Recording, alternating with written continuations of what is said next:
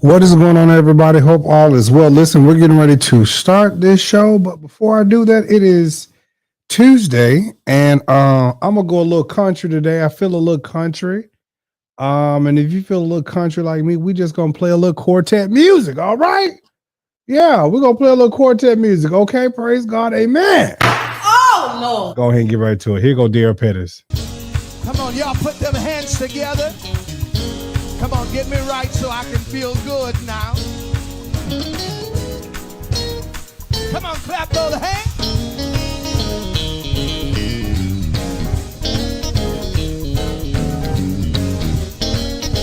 Come on, clap like your country. I know y'all cute tonight. DD, check your mic. Oh, yeah. That's the Fred, you gone? What you got over here? Come on, Jesus. Come on, let's sing a little while. The Spirit of the Lord is in this place, moving in this place. I feel it, moving in me. Can you feel him moving in you? Like Jacob wrestled for mine.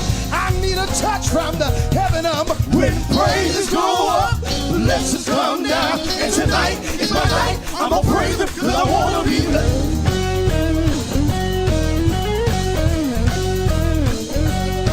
Come on, y'all ain't clapping. Let's church. Yeah, I wanna be blessed.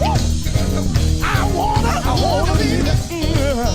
I wanna be blessed. Somebody help me say, I wanna be blessed. Lord, that's all I want. I wanna be blessed. I want the Lord to touch my mind. I wanna be blessed. Want the Lord to lay his hand on my heart. I wanna be blessed. Good God, I wanna be blessed. Yeah, I can't be blessed. That's right. I came tonight.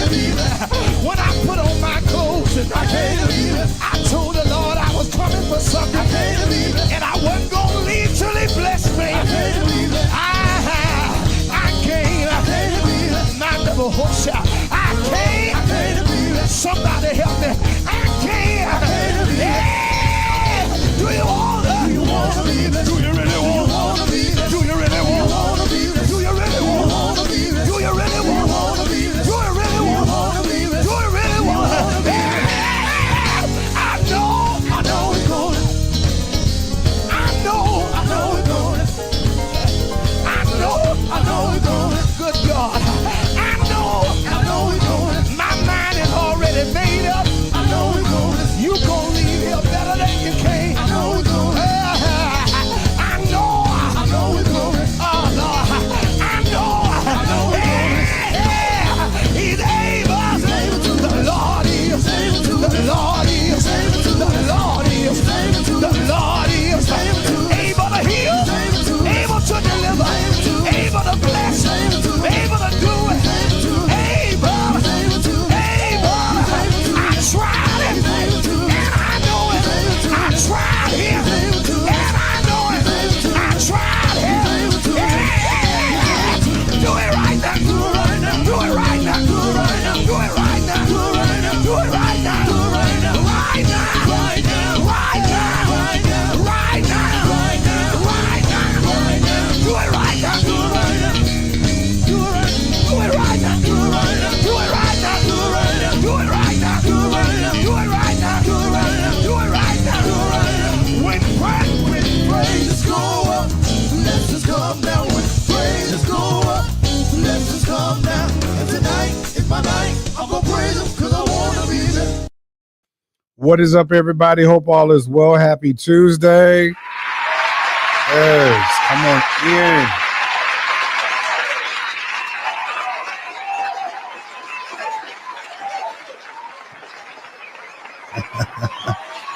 What's up, Nikara? Happy Tuesday. I felt like I felt a good quartet in my spirit. Yes. I felt a good Cortera in my spirit. So I was like, let me go ahead and grab my Memphis peoples. You know, that's Daryl Pettis. Okay, that's Mr. High Pockets. Anyways, y'all, come on in. Make sure y'all share the video. Make sure y'all tag somebody.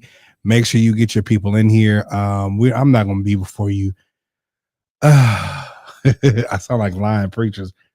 I ain't going to be before you too long. Praise God. Thank her, Jesus. But we're going to have a good little show. Hey, Nakira, if you could for me, I'm about to call you Nakira. Thank her, Jesus. Nakira, if you could send me some good Quartet in my inbox. Okay. I need some good driving music. Mm-hmm. Yeah, God. Oh, listen, Sagittarius Nation. You know, maybe at this point I just roll my eyes and I just keep on going. You know, it is what it is. Yeah, let's go ahead and get on into it. So, Stefon is going to be here probably a little bit later on, but I really wanted to touch on a few things. You know, what's really kind of egging me with the children's in the church is, you know, it be us. I want to say this in the most eloquent way as much as possible. It'd be us. You know, it'd be the church boys. You know, we be doing the absolute most for titles and positions. So I'm gonna read this letter and then we're gonna go from there. This letter says, Dear, now I thought he was a pastor. Now this is from Pastor Isaiah D. Fauntleroy. I think that's it. Fauntleroy. Okay. Oh Lord. It says, Dear brother Stephon Simmons. This was dated for June 15th. So this was actually a couple months ago. I just decided to actually say something about this. Okay, so this is a dismissal letter from Mount Calvary Unified Free Will Baptist Church. That name alone should let you know what type of shenanigans was going on up in the church. Baby, when y'all say free will, baby, just let you know, right? What's up, Darius? Hey, brother. You want to get you a piece of this tonight? Now I know I got a guest coming on, but you know, Darius, you ain't been on. We ain't had no brotherly show in a minute. You know what I'm saying? But it said Unified Free Will Baptist Church. All right, let's read it. It says grace and mercy, peace. Okay, dears. Grace, mercy, and peace be unto you from God our Father and the Lord Jesus Christ. This letter states that the senior leader has carefully reviewed your performance here at Mount Calvary Unified Free Will Baptist Church. Our senior pastor has determined that your ability to consistently meet the required standards as a member of this church and your role is not aligned with the necessary expectations for a member and a preacher here at Mount Calvary. This letter is a official dismissal letter as a member of Mount Calvary Unified Free Will Baptist Church on 298 Howard Avenue, Brooklyn, New York. Please continue to work the hands of God. The hands of God has given you. Wait, that's not even worded right. Please continue to work the hands that God has given you and continue to allow your fruit to flow. May God continue to bless you and encourage you because of Calvary. Pastor Isaiah D. Fauntleroy, Senior Pastor. Oh Lord. That's what that's going. I didn't know. I didn't know that the peoples. I didn't know. I didn't know the peoples did that. I just like what? I'm scared.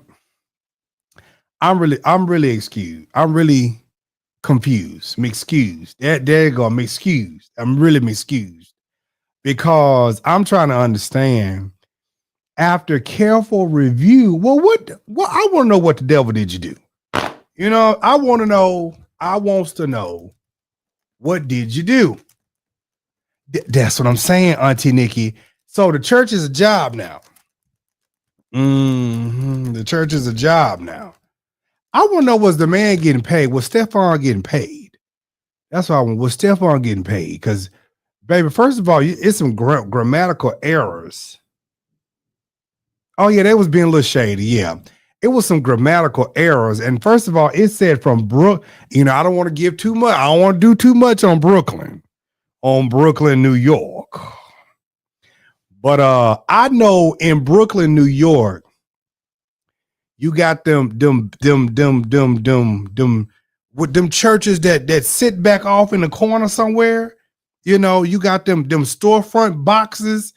Vincent Bohanna is in a box. Okay, Vincent. Oh Lord. Vincent Bohanna is in a box. Okay, he's in a box, and they have good church in a box. Okay, they have good church in a box. All right. So I just want to know, like, what was the size of this church? Remind me later. I want to know what was the size. Hey, Stefon, if you don't, babe, I sent you the link. Yeah, it's a lot of shade. Baby, it's shade trees over here, okay? Oh, thank you, Jesus. There's shade trees over here. Now you can click that link I sent you and come on. I want to know how many members was at the church, because I got another friend that got a church, or he's a part of a Kojic church in New York. And baby, every other week he getting put out, or he leaving, or he get mad at the church, and somebody in ministry did something. I'm just like, oh, Lord. I'm like, okay.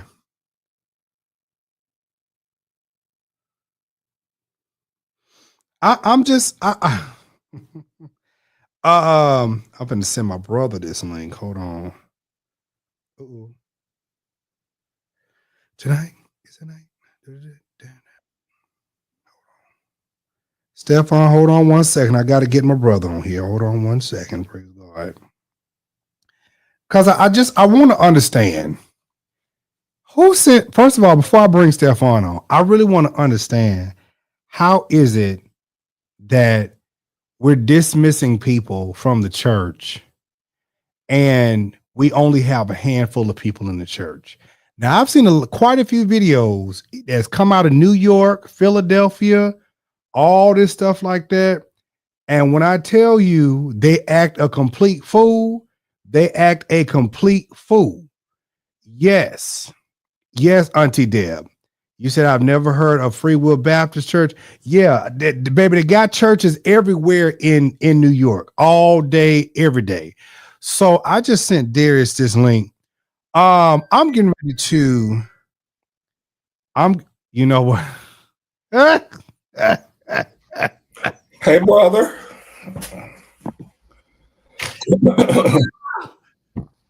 Darius, we getting ready to bring. Hey, let me get the devil off my back first. Oh Lord. We get ready to bring Stefon on.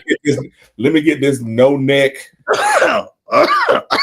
blob from behind me first.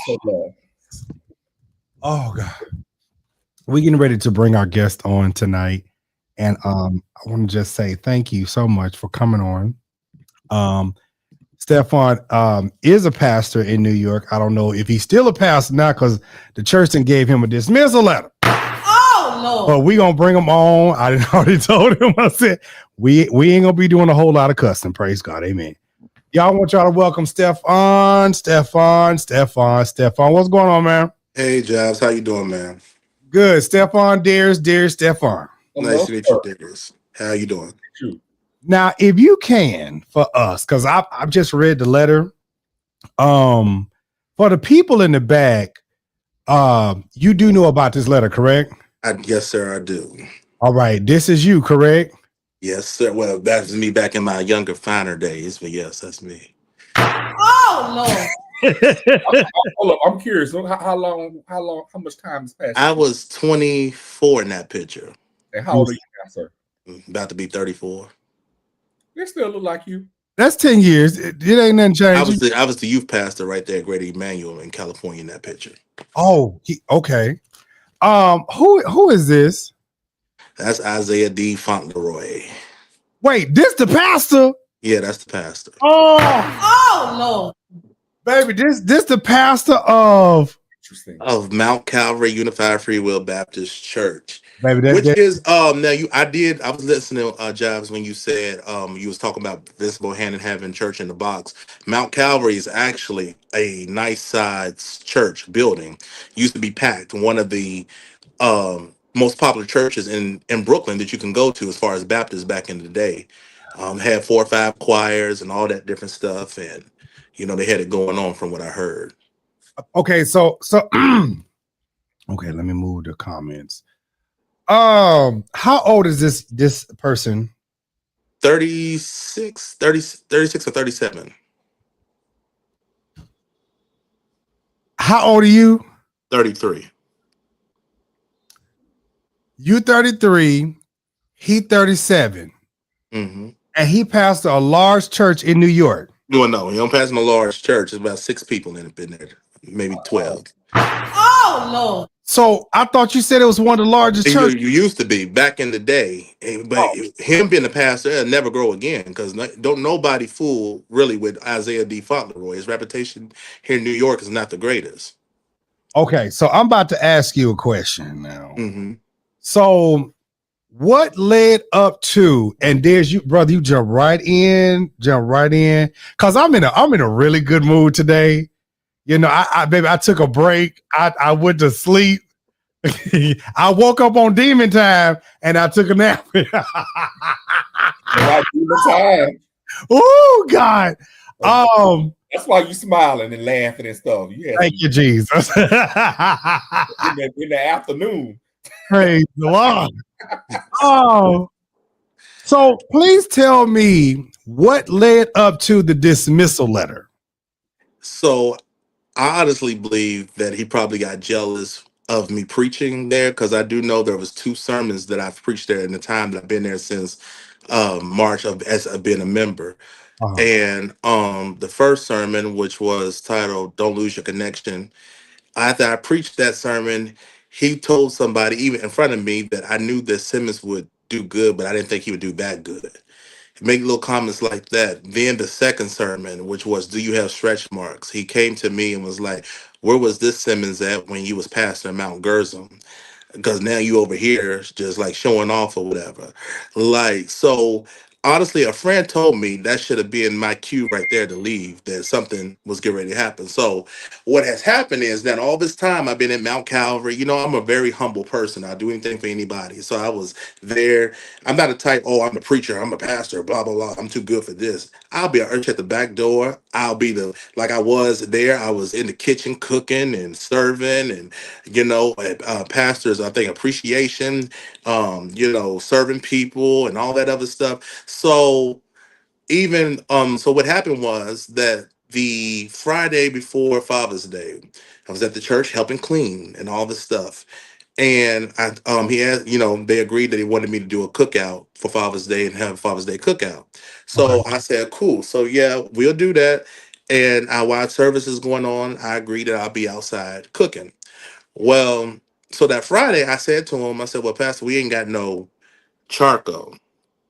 Not enough anyway." So he said, "Oh, don't worry about Simmons. We'll take care of it." Now, with me, my finances have been very, very funny. Like I have 4 dogs I got to take care of, plus electricity, plus rent. I got So 5, so I joined the club. All right. yeah, so my money's been very funny, and for me not to be working, I'm barely surviving. Uh, so he said, "Don't worry, Simmons will take care of it." Well, I get to church on Sundays at 11 o'clock. Um, I say, "Hey, did you get the charcoal yet?" "Simmons, I ain't getting you no charcoal. This is your event." I'm like, "What? And where did this come from?" He like switched the whole narrative. Now there's a flyer that says the Mount Calvary Father's Day cookout, not the Simmons Father's Day cookout. So, and if it had been anybody else doing something, the church would have sponsored it and would have had the charcoal and all that, whatever the case may be. So he switched up on me. I let that go. He said, "Well, I guess when that finally runs out, then we'll take care of it." Well, that I think the food only cooked about 30 minutes before that little bit of charcoal that I had ran out. And so Josiah, which was one of the young guys at the church, goes and lets them know that the charcoal's out. And I think he gets money from his mother, Shamika, to go get the charcoal. What? Now, Okay, pause. Mhm.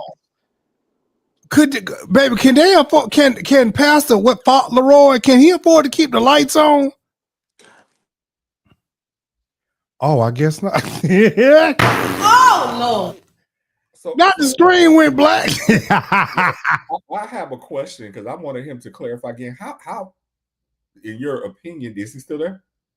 I don't notice. I asked him, how can they afford it? And the screen went black.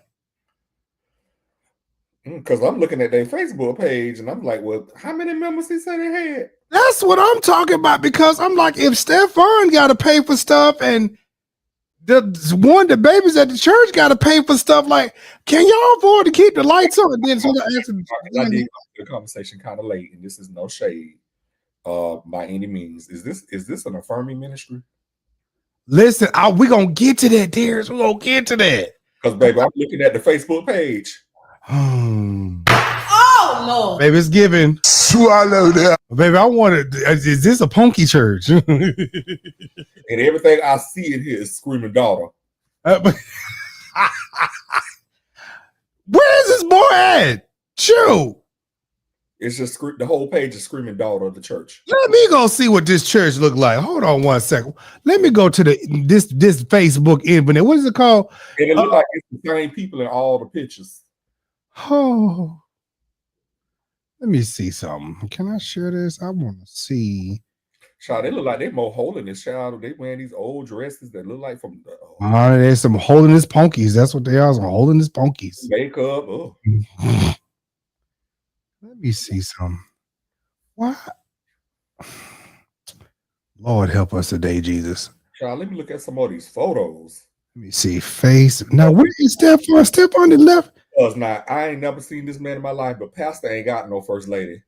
I told you what it is. What is it? United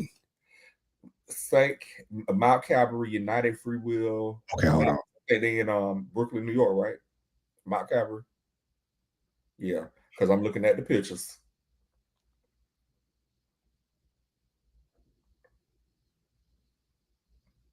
Mount Calvary United. Dang it.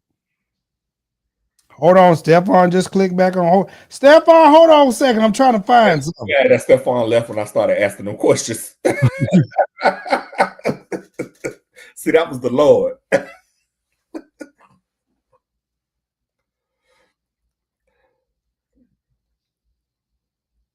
Okay, hold on. Let me see if I want to be able to pull this page up myself. Let me see who do the pastor got an armor bear. Let's tell the tease. I can't find the church. I only see 6 pictures on the whole profile.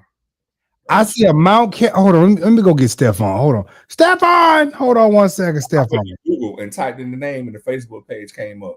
Oh, Unified. Oh, I typed in something else. Now I only see 6 pictures. Stefon, we got questions. Hold on, Unified. I only see 6 pictures on the church's Facebook page, and they're the same folks. Oh, Lord, wait a minute. Oh, now this is like a nice church.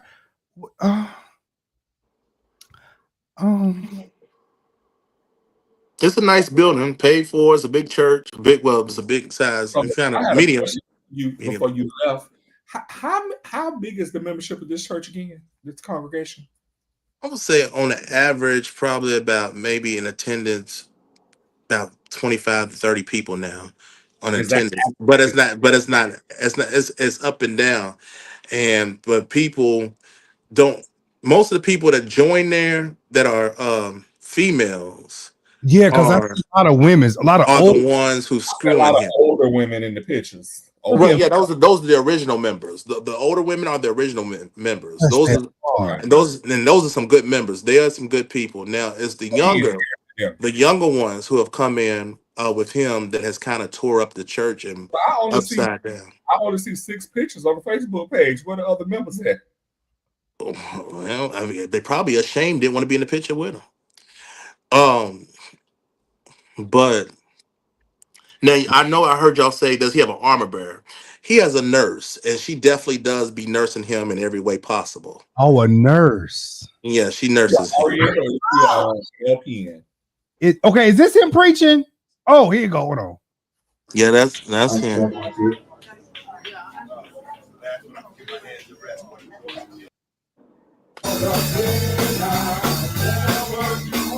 Country. Your great grandfather, grandmother have gone through, and what your parents have gone through, why would you follow? Why would you take upon the reign and do exactly what they did? Hold on, I need to get to the preaching. But then the one that is speaking.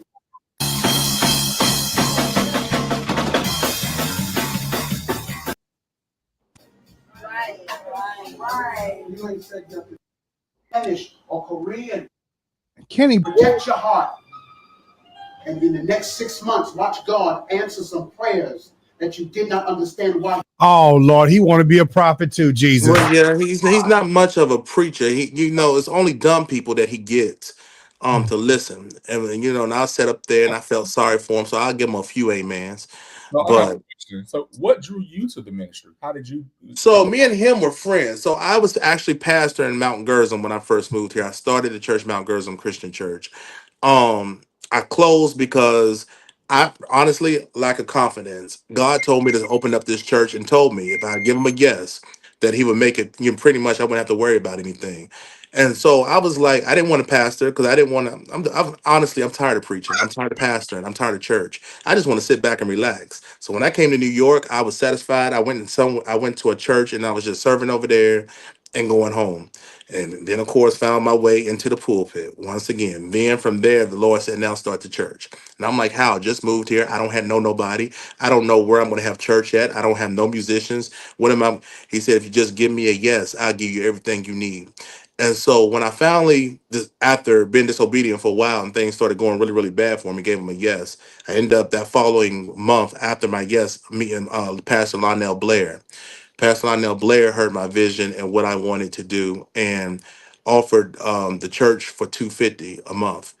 $250 a month went from 250 to Simmons, don't worry about the rent, just do your ministry. My musicians that I end up connecting with was like, yo, bro, just take care of us when you can. Don't worry about it. So I actually was operating on favor that the Lord told me. So I didn't know nobody or anything like that. And so then I closed because people were, lack of confidence, made me feel like I wasn't shit or like I wasn't like I was worthless or whatever. And I just kind of like forget it. So then here it is now. I revamped. I took 3 years off, 3 or 4 years, no preaching, no nothing, just chilling. And then the Lord now tells me, go back and pick up what you started. And then prophecy after prophecy, I didn't got can pick up what you started. So I finally said yes. Well, I was supposed to be using a building with the intention of using a building at 2726 Atlantic Avenue, but then that didn't go so well. There was a miscommunication somewhere along the line. I finally didn't want to use it. They didn't want me to use it, so it was a mutual thing. Didn't use it. So now here's Isaiah Fauntleroy once again smiling in my face. Now I will say every service, majority of the services I had when Mount Gerizim was open, Isaiah Fauntleroy was there. This was before he was pastor, and he was sowing seeds and stuff. And oh, Simmons, I have confidence in you. I don't sow into everybody, but because I know your vision and your heart and what you speak of, I believe in you. Blah blah blah. Isaiah. Yeah. So then, as time went on, he said, "Oh, Simmons, you can use Mount Calvary. Let me speak to the people. But before then, just come over here and while we working stuff out, and you could join, be a part of MAC, which is Middle Atlantic Conference up under Bishop um, Edwards and stuff." And so I said, "Cool." Then he was like, "How about you just come over here and help until you get things figured out? We get things figured out." I said to him in the boiler room, this conversation took place. I said, no, I wasn't going to come and join or didn't really want to come and help at first. And this is on the day that we had Friends and Family Day there at the church. And I was invited by Shamika Saunders. So he said, why, Simmons? Why won't you come? And I told him, I said, because of you. Because at first he said, everybody else that used to be here, those other young people that he brought with him when he combined it, Kingdom Worship with Mount Calvary, um, they're gone. And so I said, well, they're not the problem. You're the problem. Oh, Simmons, I didn't change. I didn't change. I'm not, God told me if I kept playing with him, he was going to kill me. And so my first thing I thought about later on was why, if you're a pastor, why would you be playing with God anyway? But that's neither here nor there. But so, however, I told him this. I said, well, let me go home and think about it, and I'll let you know. And so I went home, thought about it. I didn't get it, and I told on the last live I did. I said I didn't really get an answer from God. He didn't tell me yes, and he didn't tell me no. I moved before time, and I really didn't want to pastor. I really didn't want to start a church. So I think that's the problem. I find it more easier just to go somewhere, sit down, and serve somewhere than to get up and do the work and pastor and do what I'm supposed to be doing. So I went over there, was serving, doing, all this time. I'm in the kitchen. I'm doing this. I'm doing that, helping with the outreach, giving ideas, writing booklets and manuals on how to build a powerful outreach team and different things like that. And I even came up with a booklet that I wrote called Reach. And that Reach stands for resourceful, relatable. E stands for empathetic. A stands for accessible, and then the C stands for caring, and then H stands for hospitable. And in this booklet, I give different examples of different things and characteristics that everybody must have when you build an outreach team and all that, and the way to go about it, contact cards, all that stuff, making point of contact, but all that stuff. So I did all this work, and then all of a sudden, because we have a fallout on that Sunday, What y'all where fall he's out about? What y'all fall out about? the charcoal. And the that's what it was. That's what exactly what that's what I was telling That you. might have been the excuse, but that ain't what it was. What but that's the thing. So because he was walking around talking about that's it. None of y'all niggas are up here going to do anything else in this church again. I'm tired of y'all niggas. I'm tired. And I told him then, I said, you're the pastor.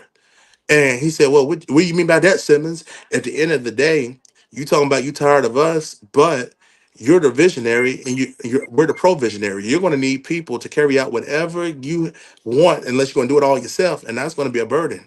So he said, then whatever, Simmons, get out my face. So then later on, we in the office talking again, and he's talking about he's tired of me, tired of Janae, tired of Jordan, tired of Shamika, tired of Demisha, tired of everybody. He just wish we all leave. Now, he normally talks to everybody like this, but me, you ain't gonna talk to me that way. You ain't gonna, I'm a different case. I'm not them other females he talked to, because at the end of the day, I got a dick just like he got a dick. So you ain't gonna talk to me any type of way. Mine may be bigger though. However, but Oh, Oh, hold a minute. Hold on.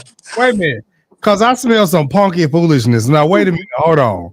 Because now we just not going to jump around. And I know you feel it too. We not going to just jump around. You see, I'm saying it. Listen. He said that with authority. I had to pull out my fan real quick. We're not going to jump around without addressing the elephant in the room. Now, it took this man something to get mad and want to be going to cussing folks out and talking about y'all niggas ain't nothing and all of this. Now, I smell something and I don't like it. I don't like it. oh Lord. Now, first of all, I have one more question. go ahead. Mhm. Is the church a part of an organizational body? So what? Is the church a part? Yeah, as part of the Free Will Baptist. Okay. Yeah, but unified free will, but then they up under the free will itself. So they let this 30-some-year-old boy who can't preach, pastor, unified. What's this? Hold on. What's the name of the church? Hold on. Wait 1 second. Don't tell me. Mount Calvary Unified Free. First of all, the name is too long. Okay. Let me just say that. Mount Calvary Unified Free Will Baptist Church. That first of all, that's already too long. That's a whole mouthful. It's too much. First of all, this little boy is 30-something years, 33 years old. You older than him. Huh? What is he unifying? Wait, who's old? No, I'm 33. He older than me. Yeah, he older than you. So my question is, what is he unifying? Oh. That's the name of the church. Like I said, because it's the fellowship. So Unified Free Will is the whole organization itself. Unified Free Will Baptist. Okay. So you have, Mount Calvary. They call the church Mount Calvary, but then you attach to Unified Free Will Baptist because Unified owns Mount Calvary. So he's just the local pastor, but it's the bishop and the organizations that owns all the buildings. So we have like Calvary, Unified Free Will Baptist that comes out of Mount Calvary. And then we have Mount Calvary Unified Free Will Baptist. I think we have English Chapel or something like that. Then there's Friendship over at Mount Vernon, where the bishop, who is the general bishop of the whole organization, he pastors that church, Friendship Unified Free Will Baptist. And so that's how that goes. So what I'm picking up in the spirit is that nobody else wanted the appointment. Right. Well, I don't know. I can't answer that. The only thing I know is what was told to me at that time was they were in need of a pastor. They kind of moved kind of quickly with it. Isaiah would have been the best candidate since he was already having services there with Kingdom Worship when he started the church. And so they figured, well, since you're already here, let's just combine. He interviewed for, but I think from my knowledge, they had two other interviewers, but he was just a better fit at the time. Yeah, didn't nobody want to be the pastor of this church. I'm looking at the pictures now. Didn't nobody want it. Didn't nobody? They said pick somebody else. He gave me. He was a default installation. Well, but then he also had money, and this is where all of this comes to. Wait a minute. Hold on. You not gonna? He got what kind of money? He got money. That's why I said what I said about the women and stuff. He ain't you see how he looked. So it has to be something. And I know Isaiah Fauntleroy, and I know the money that he holds. And he has also told me that any problems or anything that goes on in this church, they're not going to do nothing to him. $4,000. Huh? Can he write a check for $4,000? Oh yeah, he can. He can write more than that. He wrote a check for $10,000. He's gave him a boiler. That was 2 years ago. Pastor Isaiah. I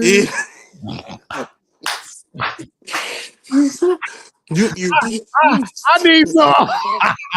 I need some sponsors. Let me be nice. Isaiah. I need some sponsors. But but he told me that they're not going to ever touch him because he holds the money. He's the one that bailed him out when they were going under, and that's why they hired him because he had money.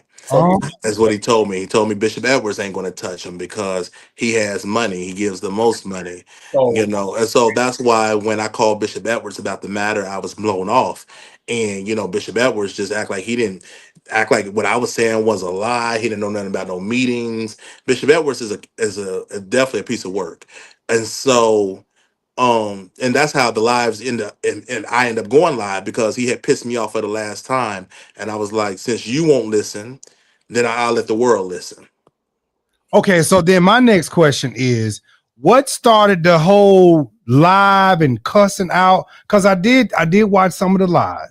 So because me personally, I'm trying to understand. He a 37-year-old, you're 33, so there really isn't much of a age difference. And so basically both of y'all are really growing in church and pastoring and everything. Because me personally, I'm gonna tell y'all something.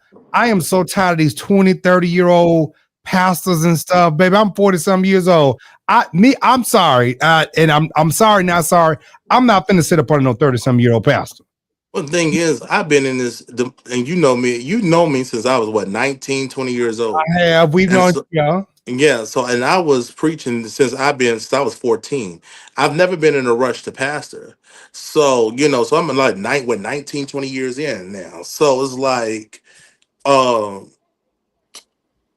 with the question which you asked about what happened with why did the cussing and all that, it all started because Bishop Edwards, everybody knows. So here's the thing, and I'm gonna put this out there. When I made the live and went and exposing everything, I got a couple calls from people from the church and from the organization, and they said, "Man, had you been lying, we would have been able to touch you. But everything you said was the exact truth, absolute truth, and that's why nobody comes on to defend it because I'm not lying about anything. They just hate that it's going public. So, and that's what was told to me. Pastor Isaiah, As if you send me some money, I promise I will take this lie down and we ain't gotta worry about nothing. Praise God. Oh, Lord. Go ahead. I'm sorry. anyway, but so um when I called Bishop Edwards that day to talk to him, because from my understanding they had a meeting behind my back, and with it was Bishop McClam, and I was in the ordination class. So my thing is I hate New York City, so I said, well, let me try to go through this and through free will and get a church down south. So that was my whole plan. I was going to go through the ordination class and all that, become ordained up in them, because most churches want you to have their paperwork, if you come from a different organization. Did he So go to school? huh? Did he go to school? No, not from what I'm. Now he told me he was enrolled, but I don't think he went.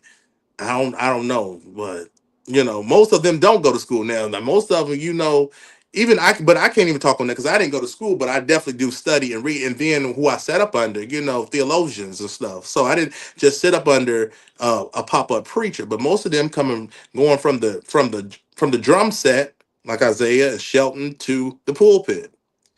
And just there was a drummer yesterday, and now they're a pastor today. So you Oh, Jesus Christ.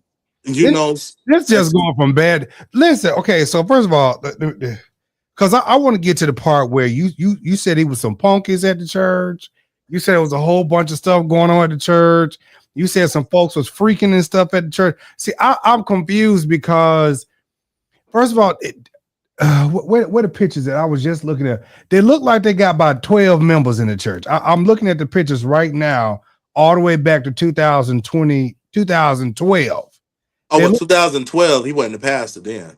Okay, way back in 2012, because it's a new Facebook page, because it's that page that he on, and then it's another page, which is Mount Calvary UFW Baptist, and it's the same church, and they got about 20 members up in there. I'm looking at the page that he is on, where I guess he had somebody create a logo, so he was trying to redefine the look and everything. And they look like they got about 20 members up in there too. And to me, this is a little boy's throne. This is his little kingdom. And I don't know what type of money he got or where his money. Baby, I know this old school, baby. They up here kneeling in the pulpit, baby. That's old school, right? They don't do that no more. So where all this stuff come from? Where all the freaking and stuff? What happened? What happened? So with that was extra stuff that I exposed that was going on about the herpes going around the church. There's a few Anthony Sindor and hold on. Oh, you said herpes?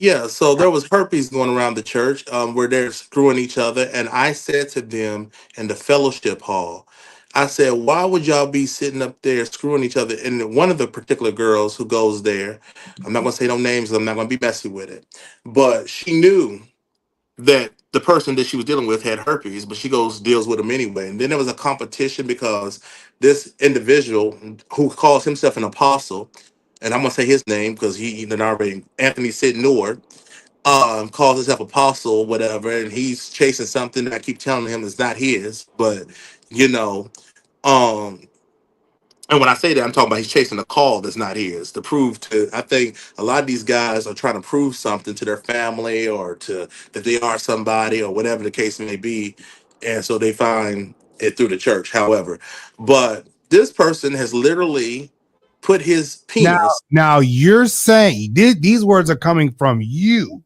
Mm-hmm.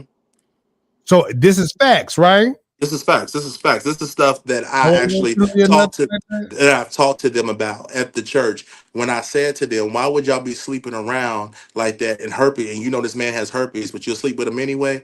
And I said, and then the thing is, there was different women, different girls. One female, she was going to Mount Cal, bringing her kid.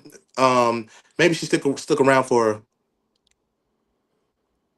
about a month or whatever.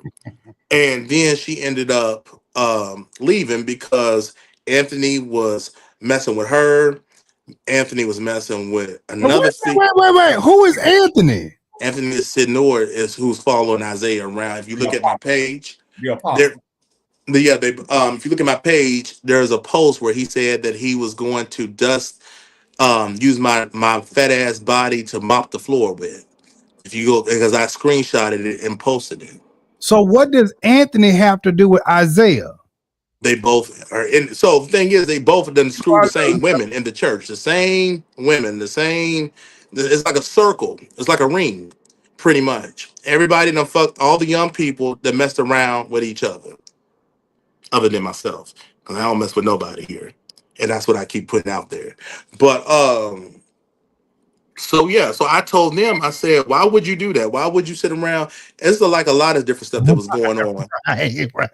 And each time I would talk to him and I would tell him, Darius, yo, that's why I asked that, Darius. That's why I asked that. Go ahead.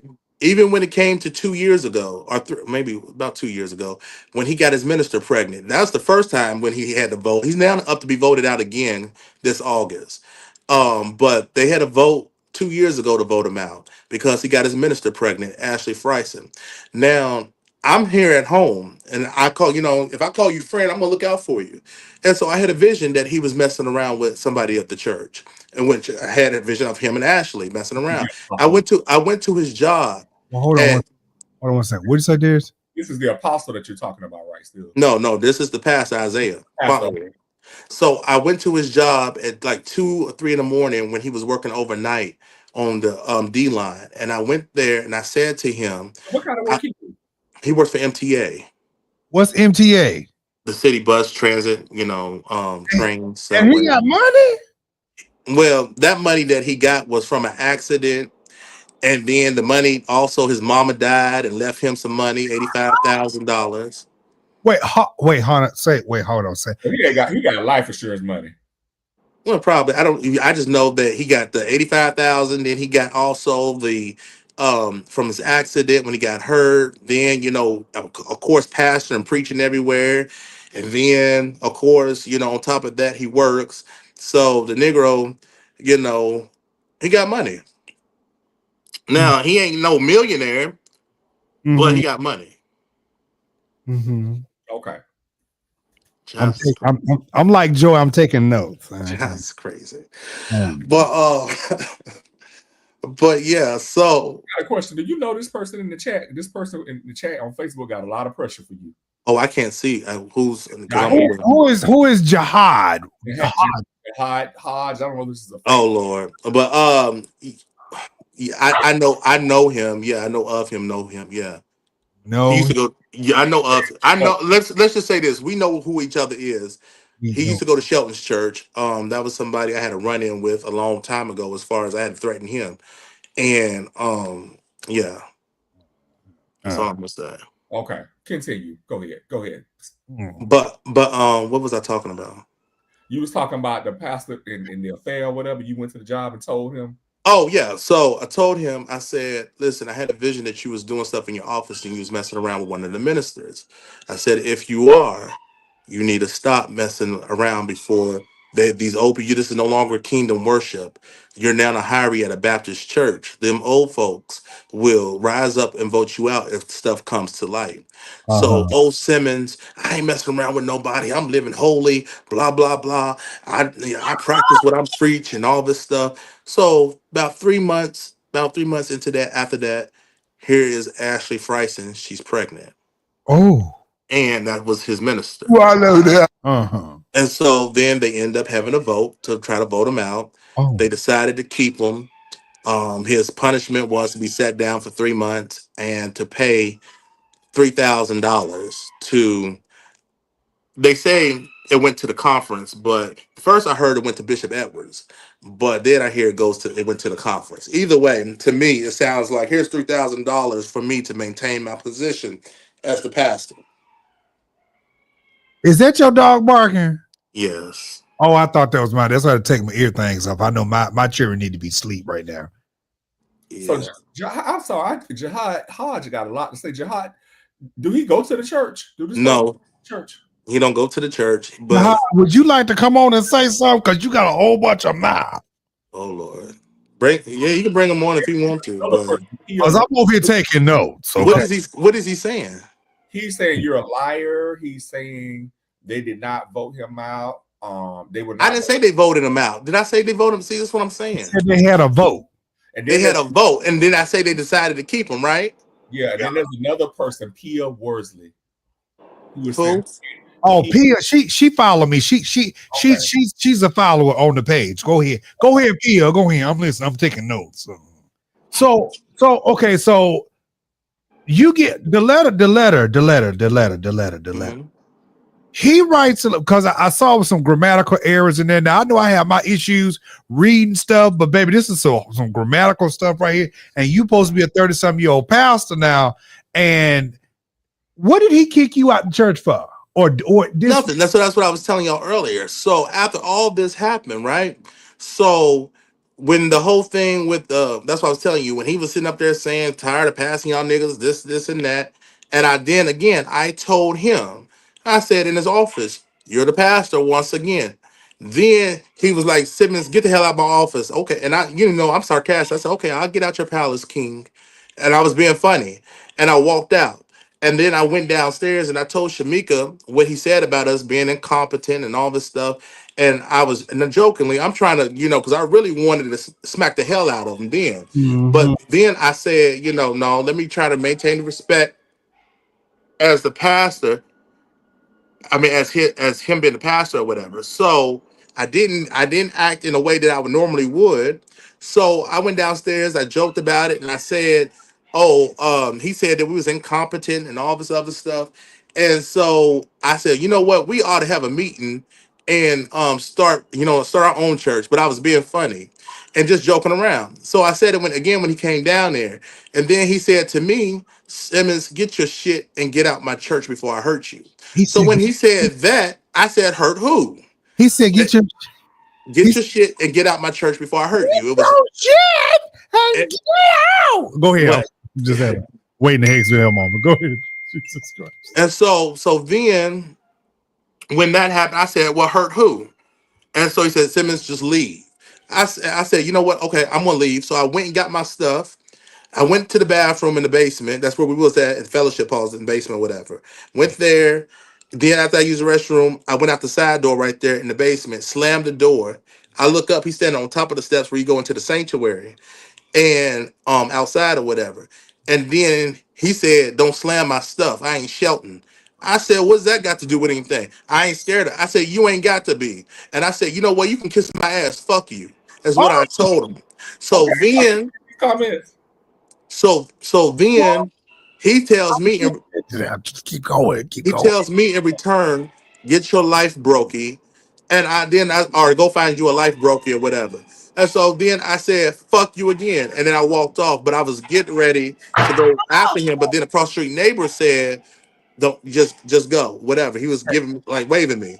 So Parts missing. Go ahead. Go ahead. I got a very important question. Me too. We on the same page here. Go ahead. Go ahead. Stefon. I got questions now. So after that, hey Simba, be quiet. So after that, Mufasa. Naomi. So after that, I got to Manhattan. I'm up here pissed. I'm on my way home, but I'm texting Shamika like, "That nigga don't know me. I'll come up and I'll shoot him. Blah blah blah. I'll put my hands on that nigga. Blah blah blah. I don't care about no ordination class because he could. The thing is, I'll never put myself in a predicament to say this is how Simmons got this because of me. Blah blah blah."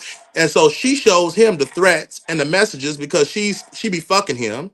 Like I've said before. That's the nurse, and she called herself my best friend. Now, if you're supposed to be my best friend, as many times as you done vented to me, I have never went back and said anything concerning what you say. But when it comes to me, here you go, Isaiah. Look at this.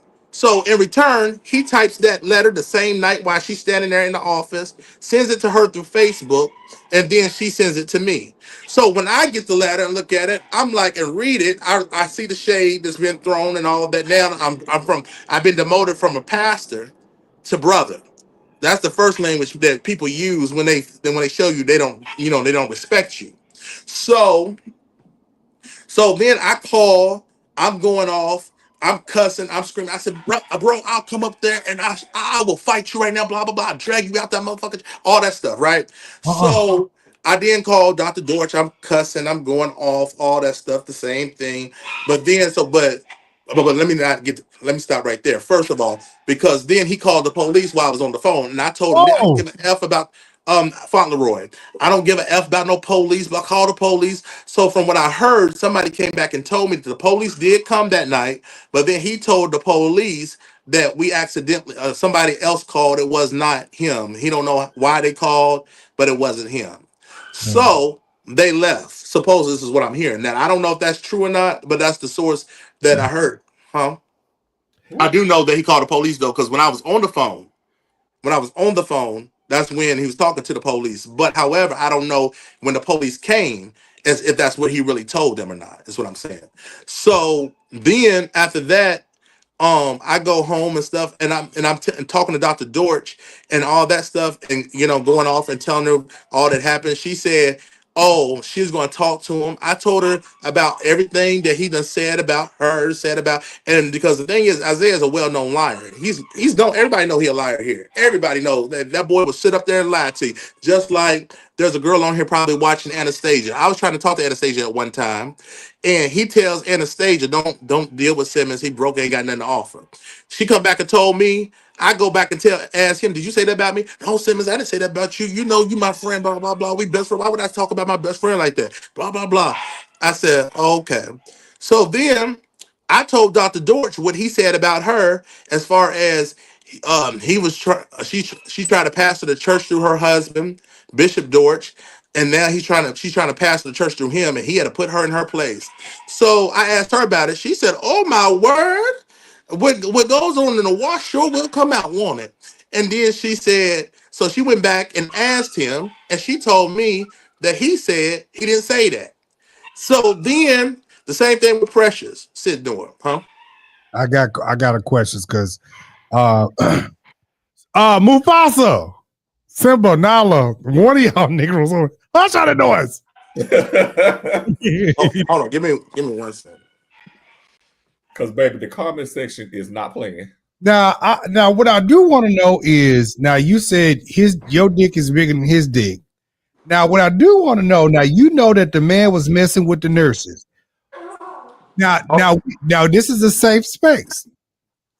It's a safe space, okay? Was you and the pastor having a hanky panky? You know that ain't nothing. No. No. Never happened. Okay. We had to ask that question because somebody in the chat is suggesting. The thing is, yeah, they tried to say that before, and I said no. We have never ever messed around. Well, the reason why, so Isaiah was allegedly messing with one of the other punkers in the church. Well, Shamika, he only messed with the females. Okay. Oh, he was only messing with the females? Yeah, from what I know, but from what I know. But then there was somebody that. Now, what happened to this video? Can you send me the video? Let me see if I can do it.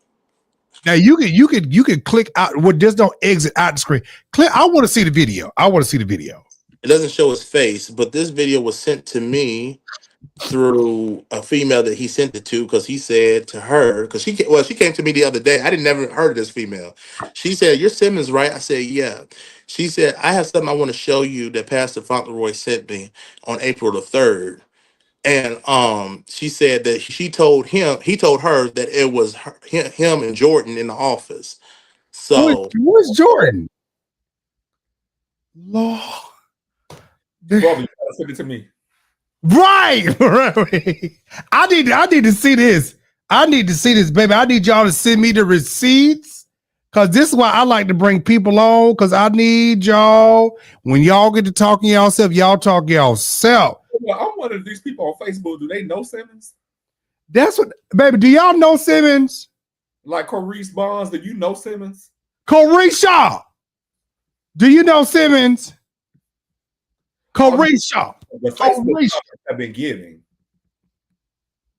Pia, do you know Simmons? And who was the other one? Say. Oh,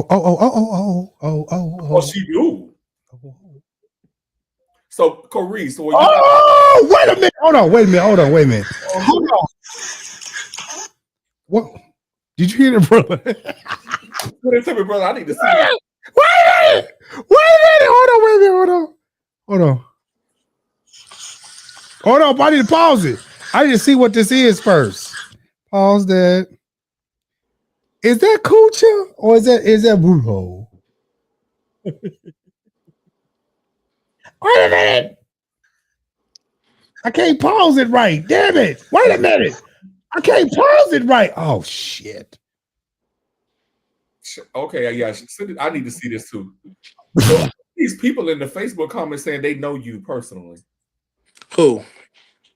So there's a Carice Bonds. That's Isaiah Fauntleroy on. Carisha! Isaiah, come on. We're going to drop the link because we're going to have us a set round the table, okay? Who you say that is? That's Isaiah Fauntleroy. So you know he was on my live the other day and he was exposing all the musicians. You go back to that live and look. They do a lot of cussing. Yeah. I know they Baptists. Isaiah, we want to bring your Baptist ass on up here to the front of the stage. We want you to come on up here. Come on up here to the front. Brother, you see the video? Woo. If it is him, it ain't much going on. It ain't much going on. Baby, it's barely holding on. I guess paper cuts hurt too. Wait, okay, hold on. Is this a booty or is this a coochie? I can't really tell by the video. Hold on, let me look again. I can tell you, I'm an expert. Hold on. Let me watch it again. Wait, okay, hold on, baby. You said we ain't got nothing to say to you. Well, baby, Isaiah. See, this is why I like bold soldiers. See, God don't like coward soldiers. I like bold soldiers. Don't get in the comment section, okay? This is the same thing he pulled last time. That's what I'm saying. Like the thing is, I'm not lying about anything. So if he knows he can't get on because he can't defend. Hold on, Stefon. First of all, I am a whole punky, okay? Baby, you ain't gonna hurt me and you a whole punky too. So you're not gonna sit up here and hurt me by saying anything in these comments. That's why I'm inviting you. That's why I'm inviting you to come up and say what you need to say. See, you a coward if you can't come up here and say what you need to say. I know this church of mess. This is how they talk in the comments. Oh, honey, listen here. This New York Baptist. He said, whatever. This Isaiah. Okay. All right. He said he hurt his feelings with that, you know. I mean, if this the girl he was messing with, she cute. This little purple wig. Jordan's all right. She ain't ugly. You talking about get right with God, baby? You need to get all the right with God yourself. Trying to tell somebody about right, baby. Hold on. Pastor's here. Oh, Isaiah said that's not him. That's him. It was confirmed by 2 of his females that he done messed with. That's his dick. When I sent them, I said, "Listen, I need y'all to be honest with me. Is that his dick?" And it's that's his dick. That's his dick. And I'm gonna go ahead and no, never mind. Let me not do that. Isaiah. We want you to come on to the altar. Come on up here to the front. And then if you look at the video closely, you can see the little couch that's in his office. So I got a question for you. And I'm just asking because I don't know him and I'm just being introduced to you. So do you feel like on his part, he's in the comments, so do you feel like there was jealousy towards you on his part? I do feel like it was jealousy back through the sermons that I was preaching. And then another lady who's on my Facebook, who are like friends with me, she told me, she said, anytime, he's always been this way. She's been knowing him since he was a kid. And she said, anytime that people start to gravitate or take to you more, and then, get more spotlight, he's going to create a whole situation, such as the charcoal, because that's what happened. And then, hold on, y'all. See, this is why I was getting confused right there. Y'all really arguing over charcoal? It wasn't, but it was. The thing is, it wasn't over the charcoal. It was over the charcoal, but it wasn't, because the thing I got mad about was the dismissal letter. That's what I got, because the thing is, me and him, how many arguments and fallouts have we had? So you mean to tell me that all of a sudden I'm dismissed from a church. That letter reads your performance. I have to review. I've been doing all this, and now, my performance, I So need to be dismissed. because you mentioned earlier that you was putting together manuals and all kinds of things, and I'm kind of assuming that's why I asked the question: was the church affiliated with an association or body? Because it seemed like to me, if the church was, those sort of things should have already existed. Here in New York, I don't think they really do. Not too many people do outreach. They waiting for people to come into the church, and you got to. And I keep telling these people ain't churching like that no more. Look at what's going on. Look at this. Being on these lives, and just to be real, is a good example of why people don't go to church.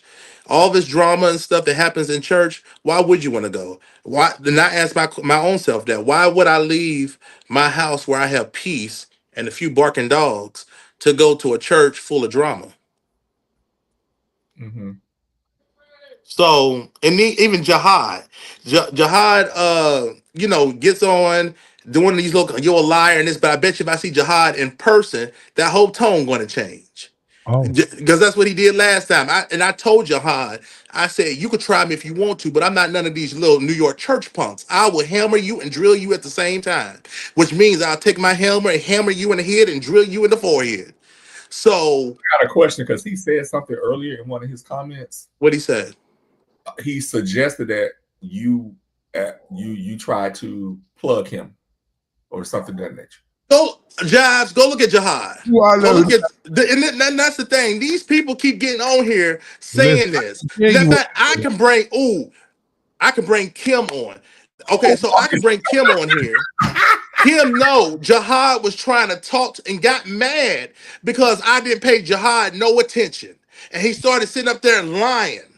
He got mad. He was trying to talk to me in the car when Kim was driving, and I told Jihad, stop touching me.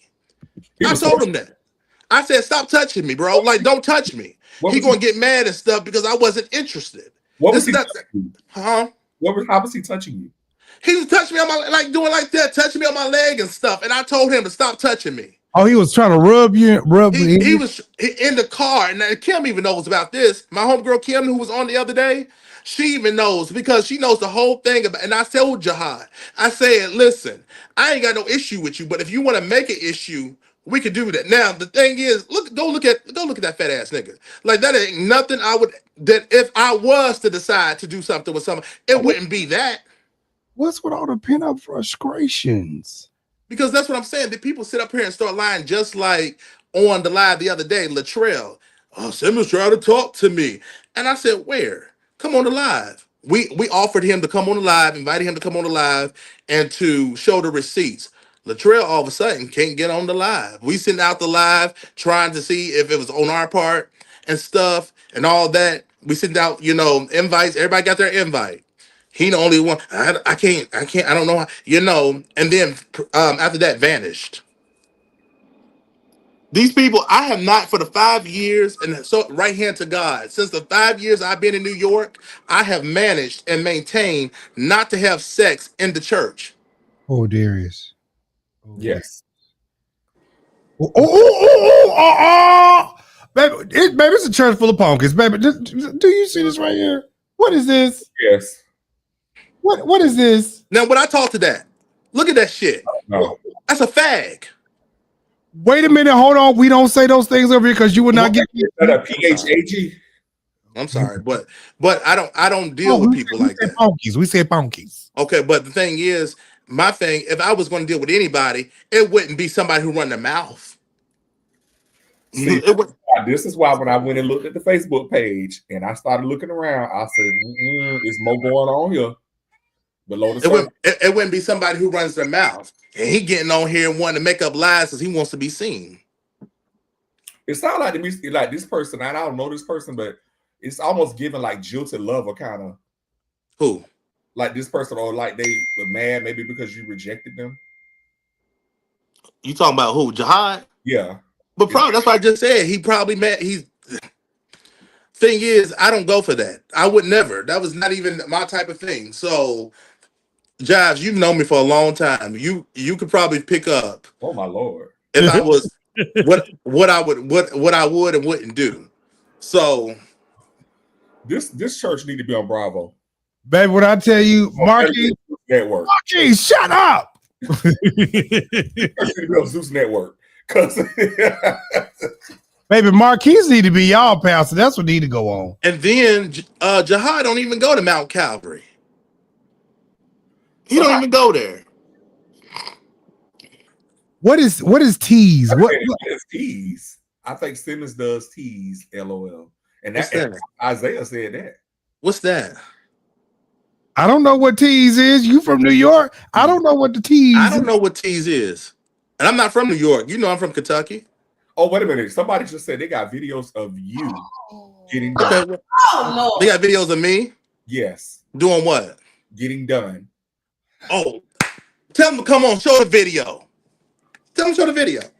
Okay, listen, we finna. I didn't share the link one time. Now we're gonna share the link again. Hold on one second. Somebody else just said you do the boys. LOL.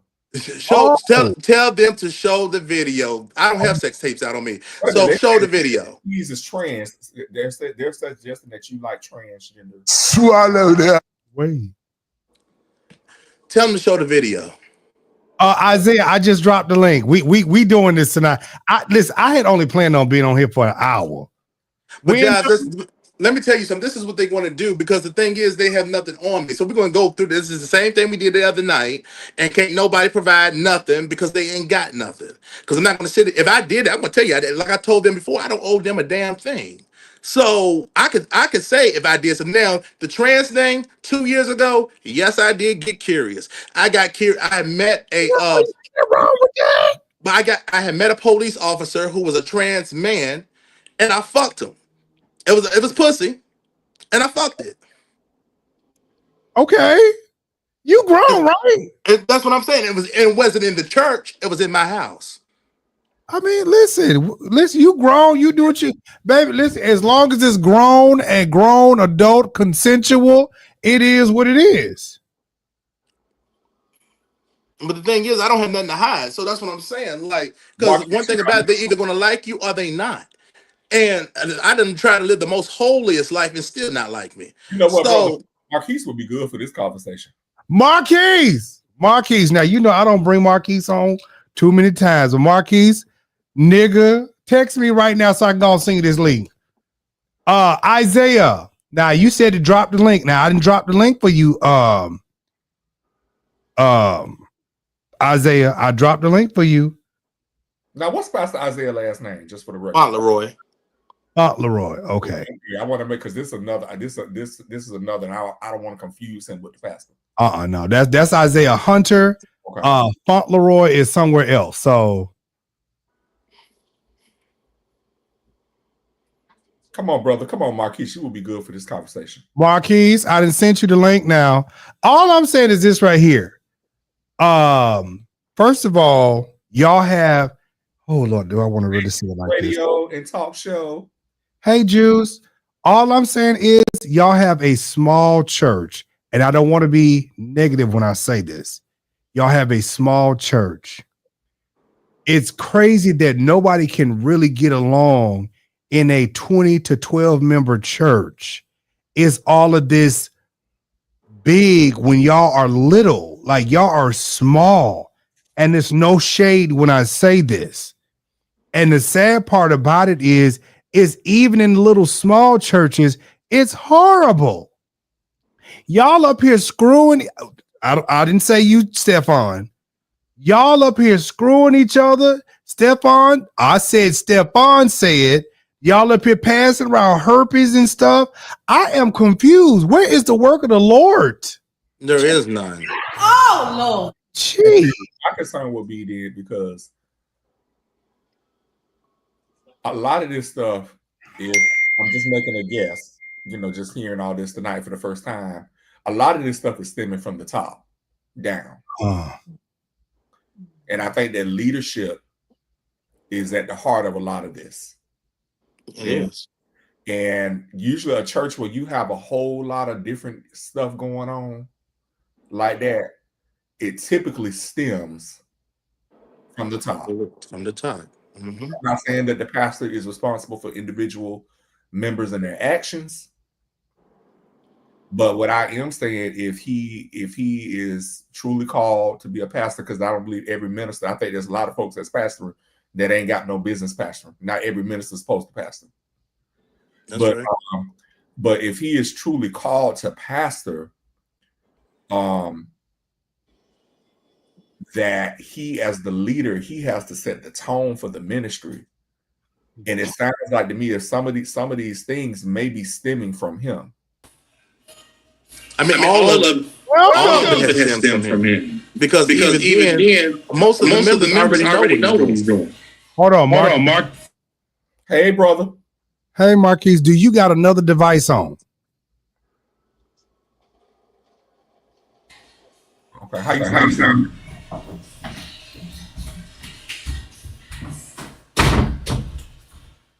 Okay, Isaiah. I asked you.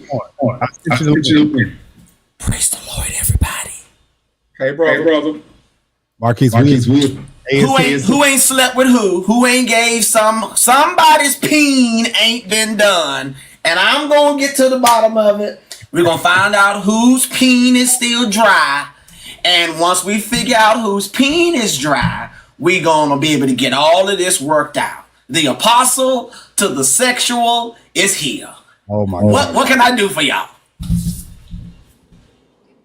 So have you been following? You've been on. I heard that somebody got arguing over what was it? Charcoal? Some charcoal. My God. Hanama Shandi Osai. But yeah, I heard that it was a fight over charcoal, which told me it ain't about charcoal. Charcoal ain't never hurt nobody. It wasn't about charcoal. No. Now, from the looks of Jihad and the pastor reverend, I just want everybody to bust a nut. The Bible says that for this cause among you, the Bible says it, that for this reason many are sick among you, and others and many sleep.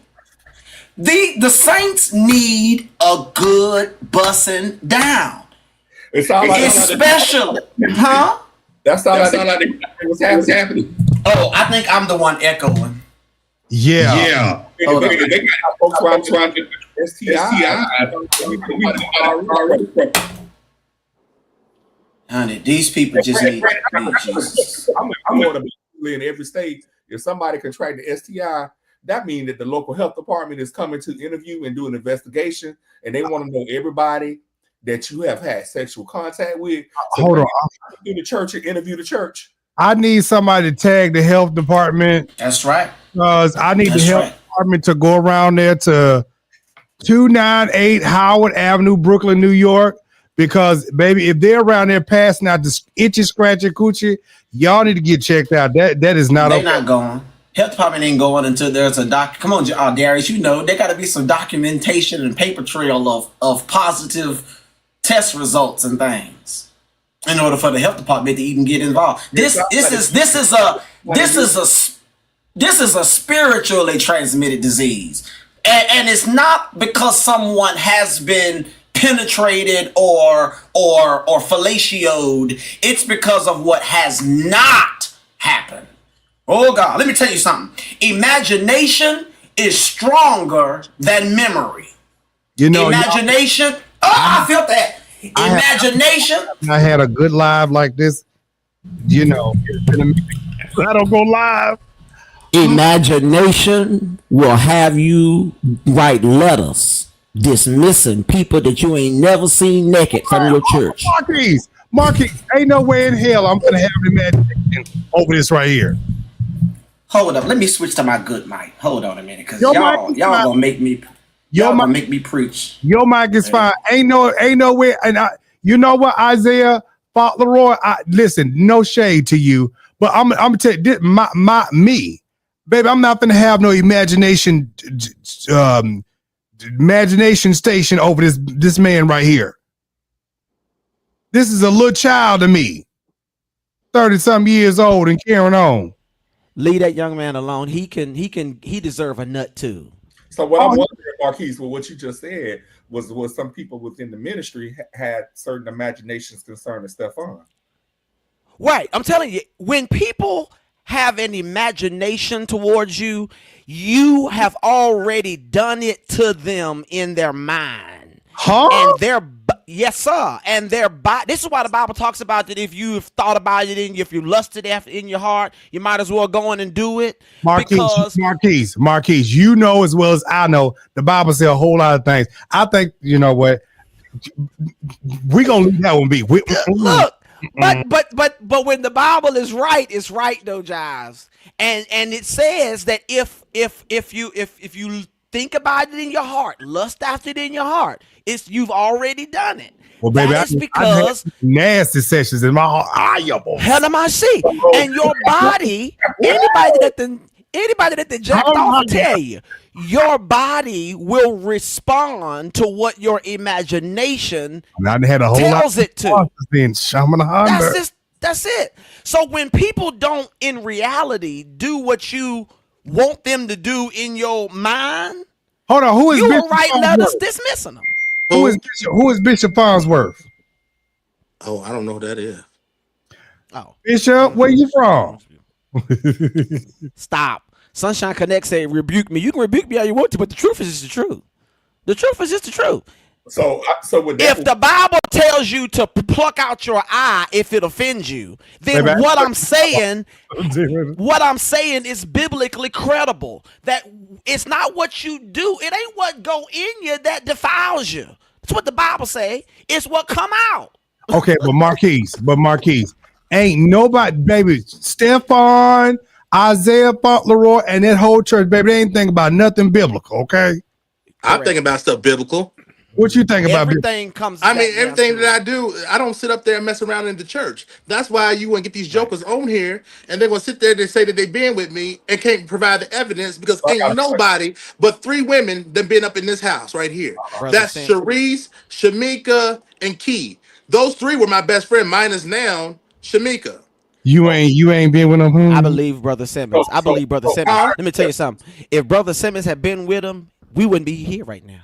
We wouldn't be here right now. And that's what I'm saying. Have you, I want you to answer this honestly. Have you been propositioned during your time in that ministry? Have people within that ministry, you don't have to say who, have people within that ministry come out?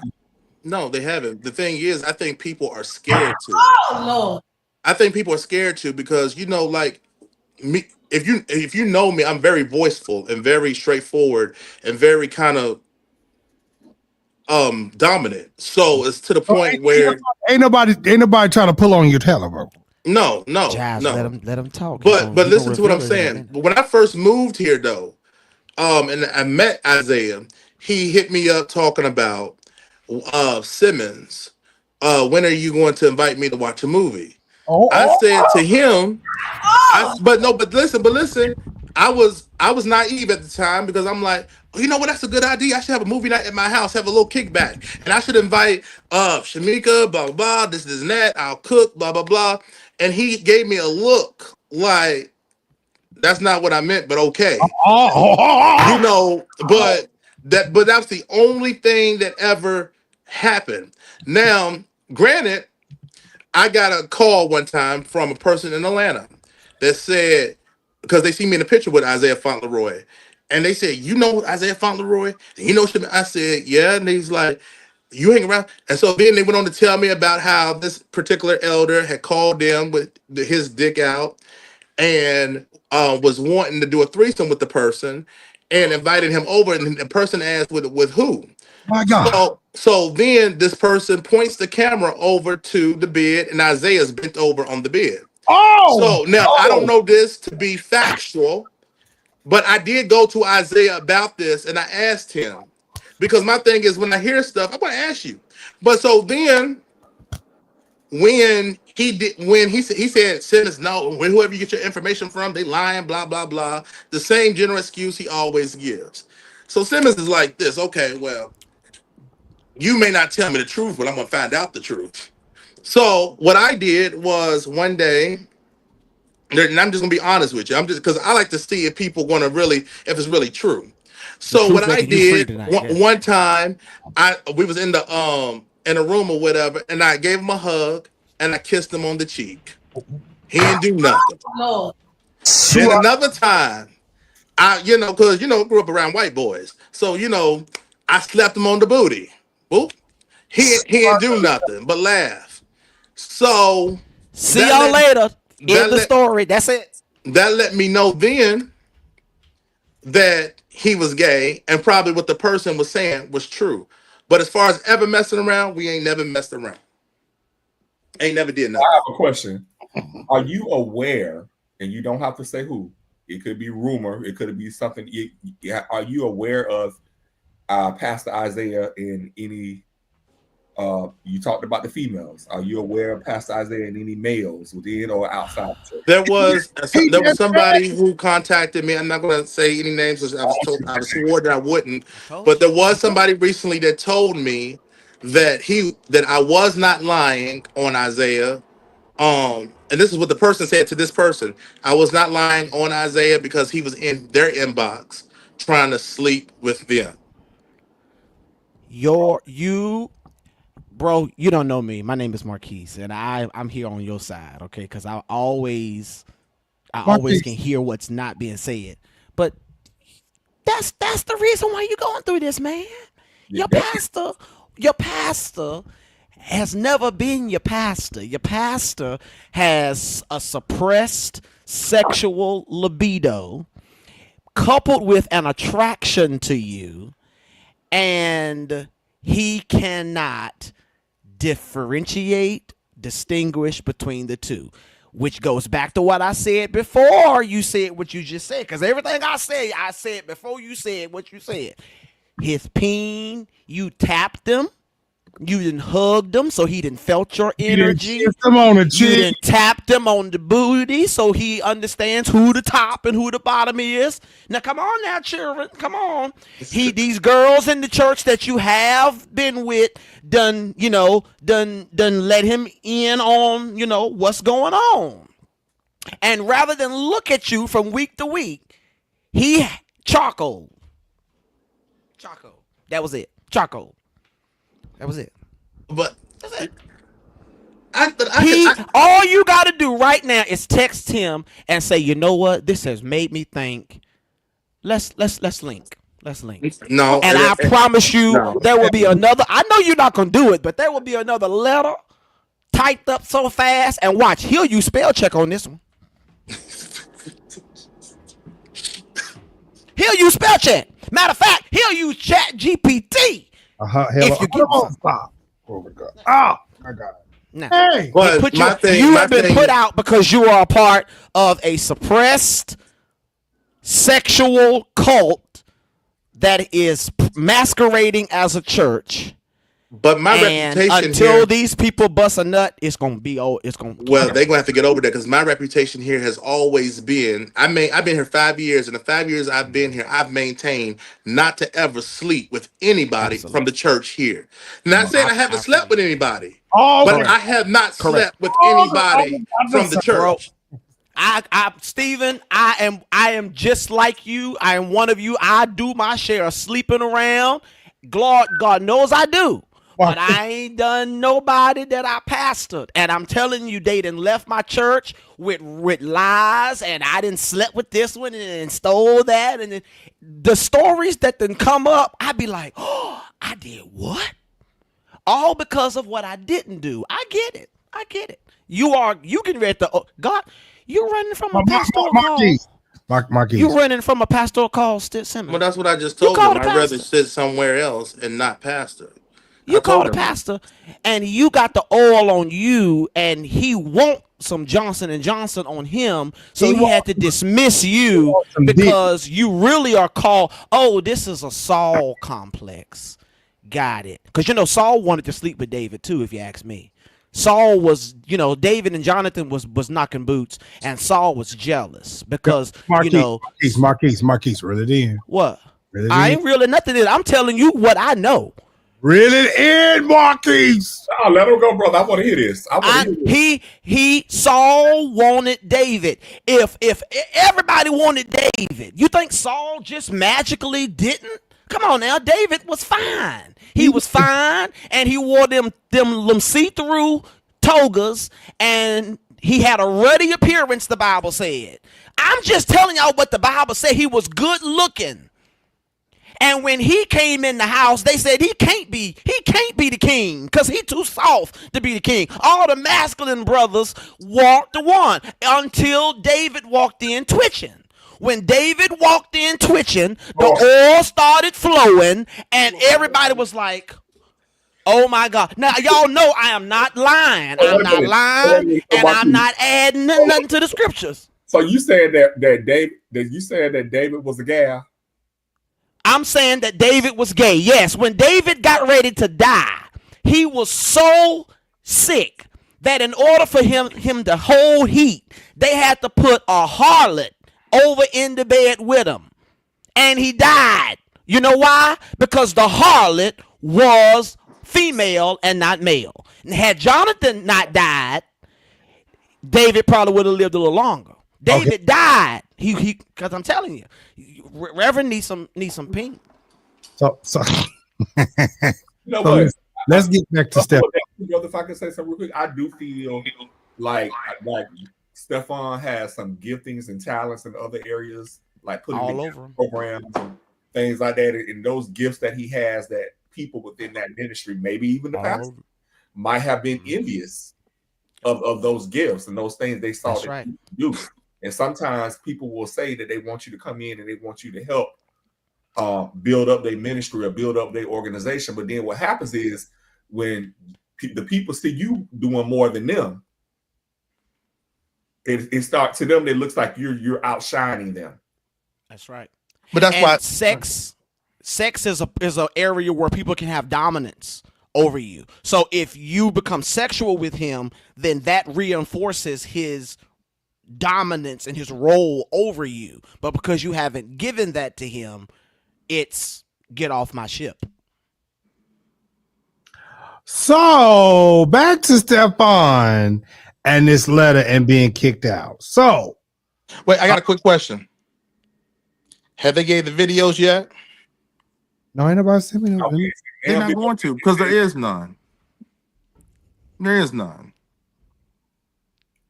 Because I clearly, if I can admit to having sex with a trans woman, a trans man cop, you know, I can admit to anything. She was a cop. He was a cop. No, baby, I ain't got no cash app. Did you send it to the King Jives show? Calm down, baby. Calm down, boo. I wish there was. I'm trying to go right round here so I can check my inbox. Stefon, I'm surprised when you get some new friend requests. Baby, I ain't got. I'm checking my spam and everything. I ain't got nothing over here. You know what? Let me go over here and check my King Jives show. Let me go check that. Let me see. Because ain't nobody said not because you know, if you gonna talk the talk, I want y'all to walk the walk and send me this stuff y'all talking about. Yeah. So now that you received this letter, and I think you said early on that you did reach out to the bishop, and the bishop kind of blew you off. Did I understand that correctly? Mm-hmm. And that's why I went to the live and I said, well, since you won't listen, then I'll let the world know. Okay. And what has been the response that you've gotten from people since you did that live? Well, some people have said thank you for stepping up. Because they've told their story about, and I posted on my wall about this one guy. He's from DC. He went through some bull with him and his church and his family and stuff, and the stuff they sent him through. And there's different people who have said that they're just tired of church and the stuff that church puts them through. I'm not the only one. But for years, the people have wanted to say stuff, but don't say it. Well, my thing is, what's it going to hurt? Who are they? They're human just like you. So, you know, so if you do speak up, what they going to do? If I speak up and it's true, I'm not lying on you.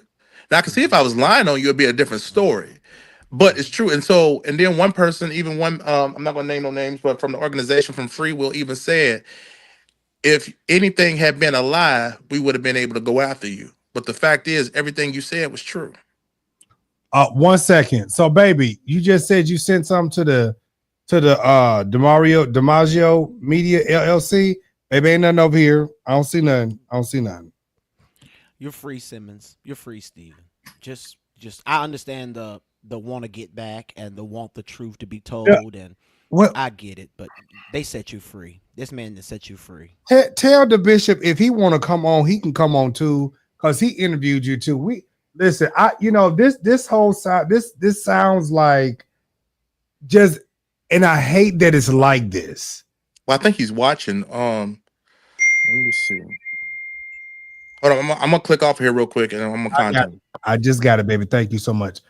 I feel like this, and I hate that church is like this, but it's like it's a church full of horny, immature people that are not even spiritually. Damn it, my phone.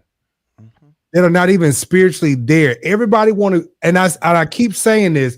These folks is not saved. Like they don't know how to control their flesh. Everybody want to have sex. Everybody want to do all these things like this. And I'm like, is anybody really praying? Is anybody having a prayer? Don't fix your libido. Oh, no. I didn't say prayer fix your libido, but I'm saying there has to come a point in church where you have some self-control and you have some discipline. Just because you see somebody that's handsome and beautiful and you like their little shape does not mean that you need to go sleep with them. But when you are suppressed, though, baby, you're talking and release. You're talking from a place of you're not suppressed. But no. What did Mr. Clump say? When you get all of that man built up for 35 years, woo, to make your head blow off. That's what's going on.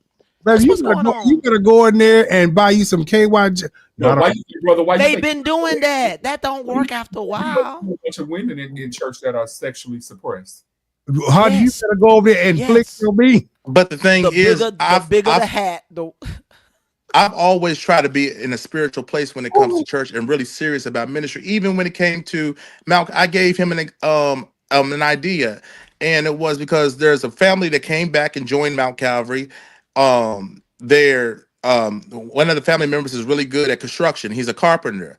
I said to Isaiah, I said, man, since you got him here, why don't you tear down some of these the walls or do an expansion or whatever, put some bathrooms and some showers in the basement, open it up three nights a week for people to come and take showers and get a hot meal and stuff and sleep in the church or something like that, or downstairs in the basement. Funding for that. There's funding for it. And I know, and I tried to turn him on the game. Well, no, so he gave me every excuse, but why we couldn't or whatever. Because Saul is looking at David with the anointing of leadership over his life and is jealous. You have the vision of a pastor. Because when you can see walls knocked down and ministries active, you have a pastoral grace, and that's why you can see it. Your mind and your spiritual mentality is set towards ministry for real. You do your stuff with the cops and the people, you do that outside of church. You don't got to bring that into church. When you come to church, you are thinking about how to advance the kingdom of God. But I've always said, there's thousands of people you could sleep with. Why would you sleep with inside your church or even sleep within people that you're in fellowship with? I don't even understand that.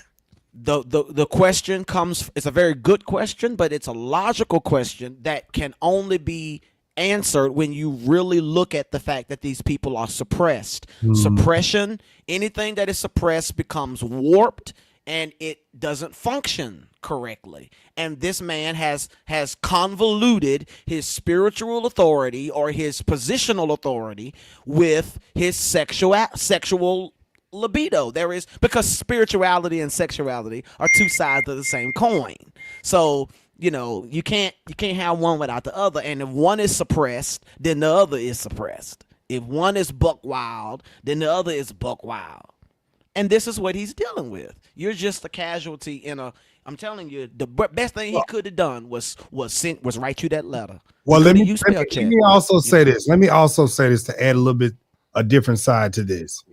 If you are a pastor and you do not have self-control and you are running throughout your church, sleeping with internet, you don't need to be a pastor. You're reckless.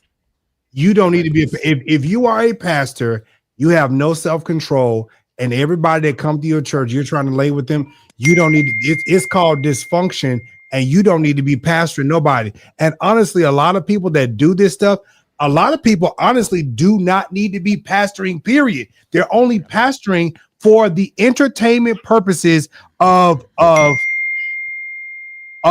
glory. They want that because pastoring, it gives them this glory. Yes. And it's stupid. It's sexy. Leadership is sexy. How? It's sexy. It's sexy. I don't know how. It just is. There is a charisma. There is a charisma. Well, I don't find it sexy. I find it annoying. It's because I've worked in ministry like this. I don't find it sexy.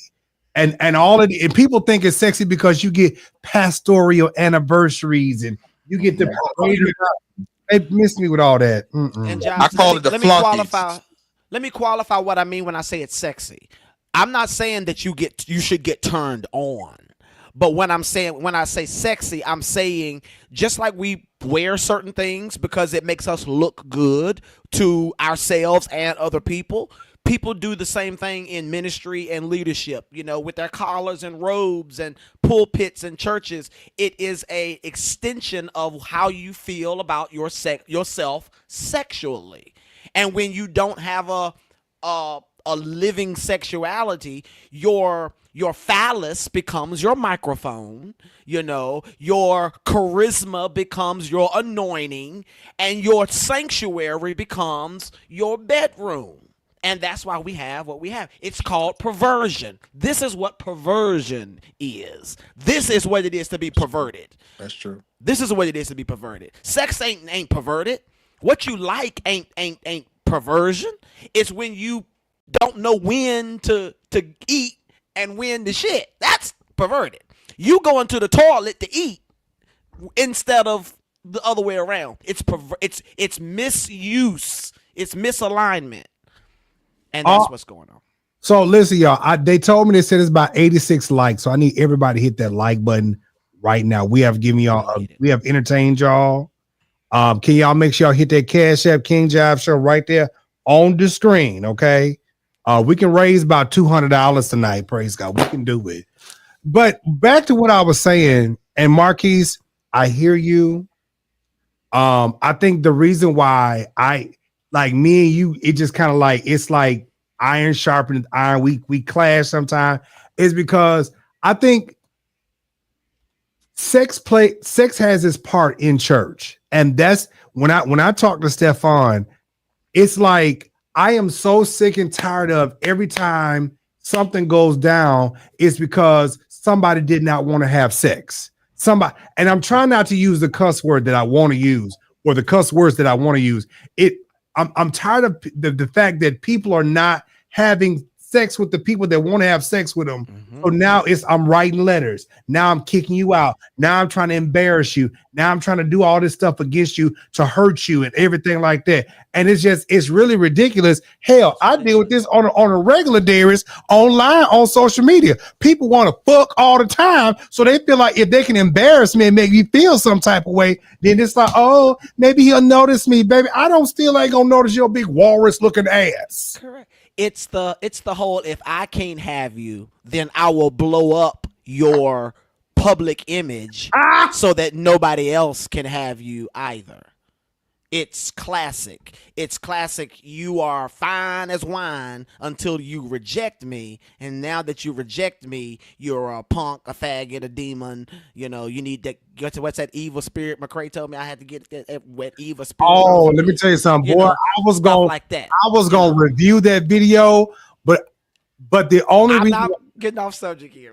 The only reason why I have not reviewed that video is because I don't feel like giving that decrepit ass nigga no type of space, because while he's over there trying to talk about me, baby, listen here. Life is moving forward with me.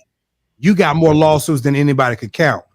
So while you over here talking about me, baby, you need to worry about who going to get the body. Yeah. Stefon has a very, very, very bright pastoral future, and He ain't got no pastoral future. He don't want a pastor. He don't need the pastor now unless he is the best pastors. Honestly, in my opinion, the best. Good thing about pastors. Good thing about pastors. Yeah, those who are gifted and anointed to pastor don't need a position in order to be a pastor. You just and that's true, Marquise. That's true. What I'm saying is, do you know how many churches are in America? How many black churches are in America right now? There is a black church. I don't care whether it's Free Will Baptist, Apostolic, Pentecostal. No shade to you, Stefon. There is a Pentecostal, Baptist, AME, CME, somebody church on every corner, and we still ain't got no power. Okay. But let me say this. But how many young preachers, and this is what I've asked them, the other young preachers, how many other young preachers, I don't hear none when it comes to how I talk. When I talked about the vision of MGDC, that's when I started the Mount Gerizim Christian Church, and I talked about this vision because I teach, you pay your 10%, but then let's go above the tithe. So which means because your 10% is only going to cover lights in the building. But so, things like community outreach, kingdom advancement, different things, give $12 here, $15 here. That's how I teach things. So then how many people talk about, starting a boys reformatory program called Sons of Judah, where people who for troubled youth, because I was one of them. I was one who went to boot camp and all that stuff and was in trouble as a youth. So all these different things, mental health hospitals and medical hospitals and schools that educate the black people so that they receive the same education as the white boy that goes to a private school. This is all that I've always talked about. And there are certain pastors, even in New York, who know me personally, have said I've always been talking this way since they've ever known me, since 18, 19 years old. And so my thing is this: if you look in the world now, in the United States, look at what's going on. We're, like I said on the last slide, we're a drop away from slavery, and the church is worried about sucking dick and fucking. When we ought to be trying to create programs and different things and opportunities for our people, because surely as we speak, they're getting cut. So and then it was the church. And that's the thing, because people try to down the church, but I still believe that great things came from the church. Civil rights movement, all these different things used to take place right in the church. So the church has not always been a bad place, but for somewhere along the line, we have lost the focus. We've lost the vision of it, and now it's become about money. It's become about sex. It's become about who can outdo who people's looks, all kind of stuff. And so my thing is this, and my message, if I had any message to do over all of this, would be let's get back focused. I mean, all this other stuff that's going on is ridiculous. This competition and shit and all this stuff. I don't try to be bigger than anybody. Now, do I think big? Yeah, I do. My mother used to say, small minds talk about little things. Big minds talk about big things. They talk about it. I have a solution. I think if people like yourself and like-minded, like people that are here tonight, if we could come together and put together things to help the community, because honestly, there don't need to be another church. There needs to be some type of something. Need a movement. Well, we've had movements too, but there needs to be something to help people. There needs to be some type of example of good leadership, because it's not even about being a pastor, because you can have the pastoral mantle on your life. See how this thing is shifted? You can have the pastoral mantle on your life and not be a pastor. You can be a good shepherd, a good leader, and not have to have a storefront, a church ministry. It's just that at the end of the day, how can we be helpers one to another? I don't care who you are, gay, straight, blind, crippled, crazy. We can be helpers one to another, but we feel like as soon as we feel the unction, we want to go open a church. No, start going helping people. Yes. What is going on with Nala over there? No, that's Simba. That ain't Nala. Nala got out the cage. Oh, Mufasa. Yeah. But Jives, you are absolutely right. I was gonna say put Dale's comment back on the screen because that's the truth. But whenever I'm talking about these titles, I'm not talking about them as titles. I'm talking about them as function or as work. So that's what I'm saying. He is a pastor, regardless of whether his title is pastor or he starts a church. He has a pastoral anointing, a pastoral function, and we need more programs like what you just got finished saying. Everything he just got finished saying is really what those who have the title of pastor should be coming up with, these kinds of ideas. But everybody want to have church. Everybody want to have a Sunday morning at 11 o'clock moment so they can go viral. They don't want to get out there and actually address and meet the needs of people, which is why we are reduced to having conversations like these when someone's ego gets shot over somebody that actually has a mind of leadership rather than just, using A their look church. of leadership. Yes. Yeah, using their church to work out their sexuality and their sexual suppression. You that's actually just said something very important. I was thinking, as you were speaking just now, I was thinking about myself, and I'm active in my local assembly, but I'm really more active in the community work that I do. Thank you. Absolutely. Helping people, putting together programming, addressing our rights. Like I said, you are correct that everybody's concerned with having church, while these people out here taking away our rights slowly and surely. You see what's going on in Texas. They're not even hiding the stuff that they're doing to us no more. Not even hiding them. And we don't. Where's the outrage about all this stuff that we see that they're doing to us? Right. And we're gonna get changed before we realize it. That's correct. That's And correct. we will literally be in chains before we realize it. This was the whole crazy part about it. And I'm glad you brought that up, brother. I'm so glad, because I'm gonna point this out.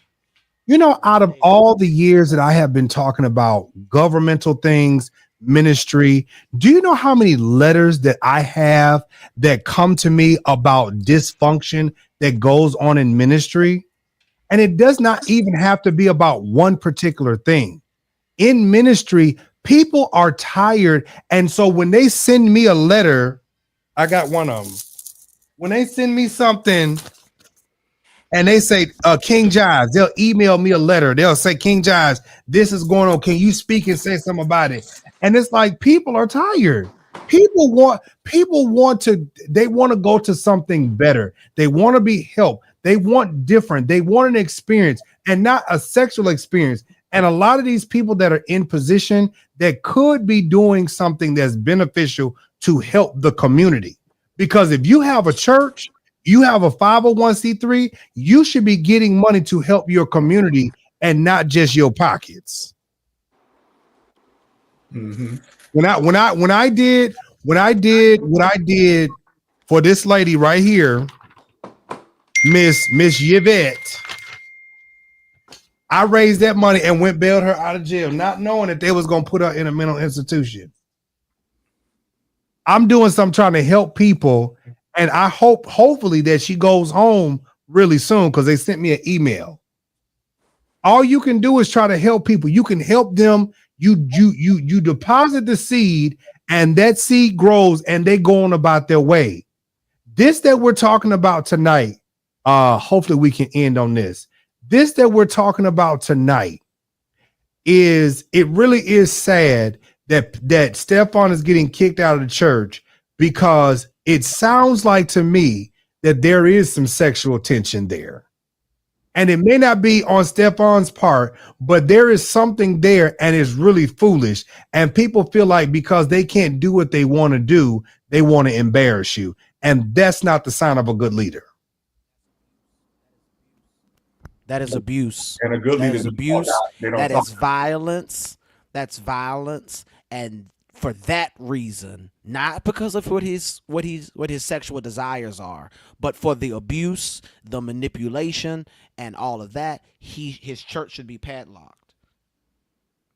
You've been set free from that. And any leader that will well, I ain't gonna say that because I don't know.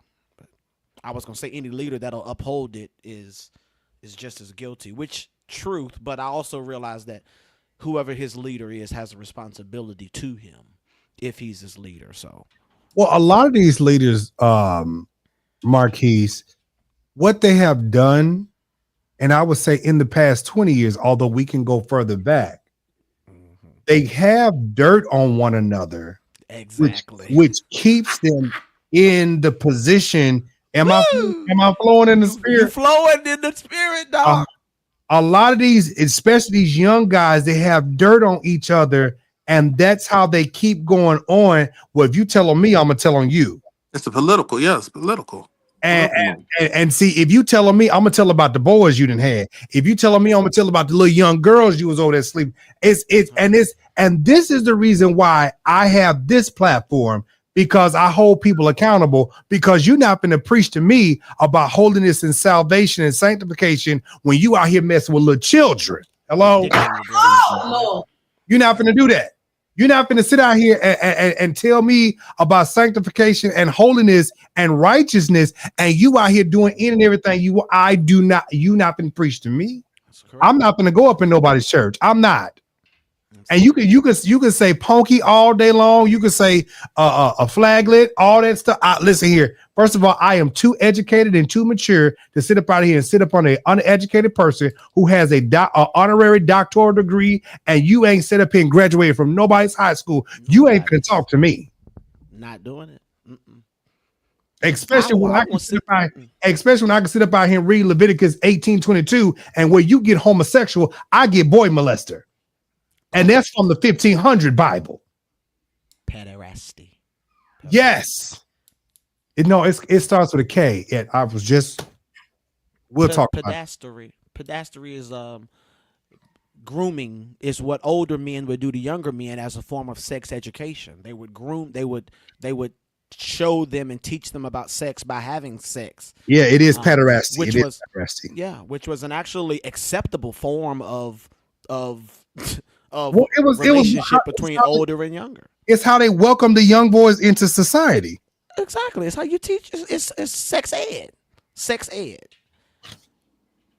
What happened is they started prostituting the little boys. And that's where we get our cynical tie, which is the words in Leviticus. It's always talking about prostitution. It's never talking about consensual sex between two or more individuals. Notice I said two or more. Okay, so Marquise, the word is ARSENOK. Arsenokoitai. Arsenokoitai. That's what I was. Yeah, those are male betters, or men who have sex with boys. And then the other word, which is similar, is men who have sex with underage boys, and they're prostituting them to other people. And see, women wouldn't have been temple prostitutes, which is why Leviticus doesn't bring up women. We don't get women leaving their natural use until Romans. That's why we don't see women in Leviticus, because it wasn't talking about what people do in their home. It was talking about what people do in the context of worship. And I ain't having sex with no man because I'm worshiping God. Even though sometimes it could feel like so. Oh, glory. But no, I worship. We enter the sanctuary to worship. And we depart the sanctuary to serve the community. And Stefon, this is your kick. God then kicked you out of the church, like God kicked many of us out the church, gave Jives this platform, and gave me, well, I ain't gonna talk about my platforms because this is Jives' platform, but we have to be kicked out of this. You know why? Because we love it so much. We love the church so much that I would be married to a woman right now and miserable. I would be just like your pastor or former pastor if it hadn't been for me getting kicked out. So I'm not up here, tooting my horn as if I'm holy or that I know everything. No, I had to get married, divorced, publicly humiliated, and kicked out of the church. The people that kicked me out couldn't even type to write a letter. I have never been kicked out of a church. Let me just say that. I have been kicked out. Unlike that thing, it was the best thing on the behind the screen. I've never been kicked out of a church, man. Oh Lord! And I need you to get healed from that. I need you to get healed. What? I need you to get healed from extraterrestrial. Ain't nobody worried about raw. I need both of y'all. Heal them, Lord. Heal them both, Lord. But seriously, wrong. Y'all remember Thundercats, right? I'm weak. But this is the best thing that could have happened to Brother Simmons. This is the best thing that could have happened to him. I have enjoyed this tonight for real because, you know, it went from what it could have been, which is a big mess, to actually just something like it was a good conversation.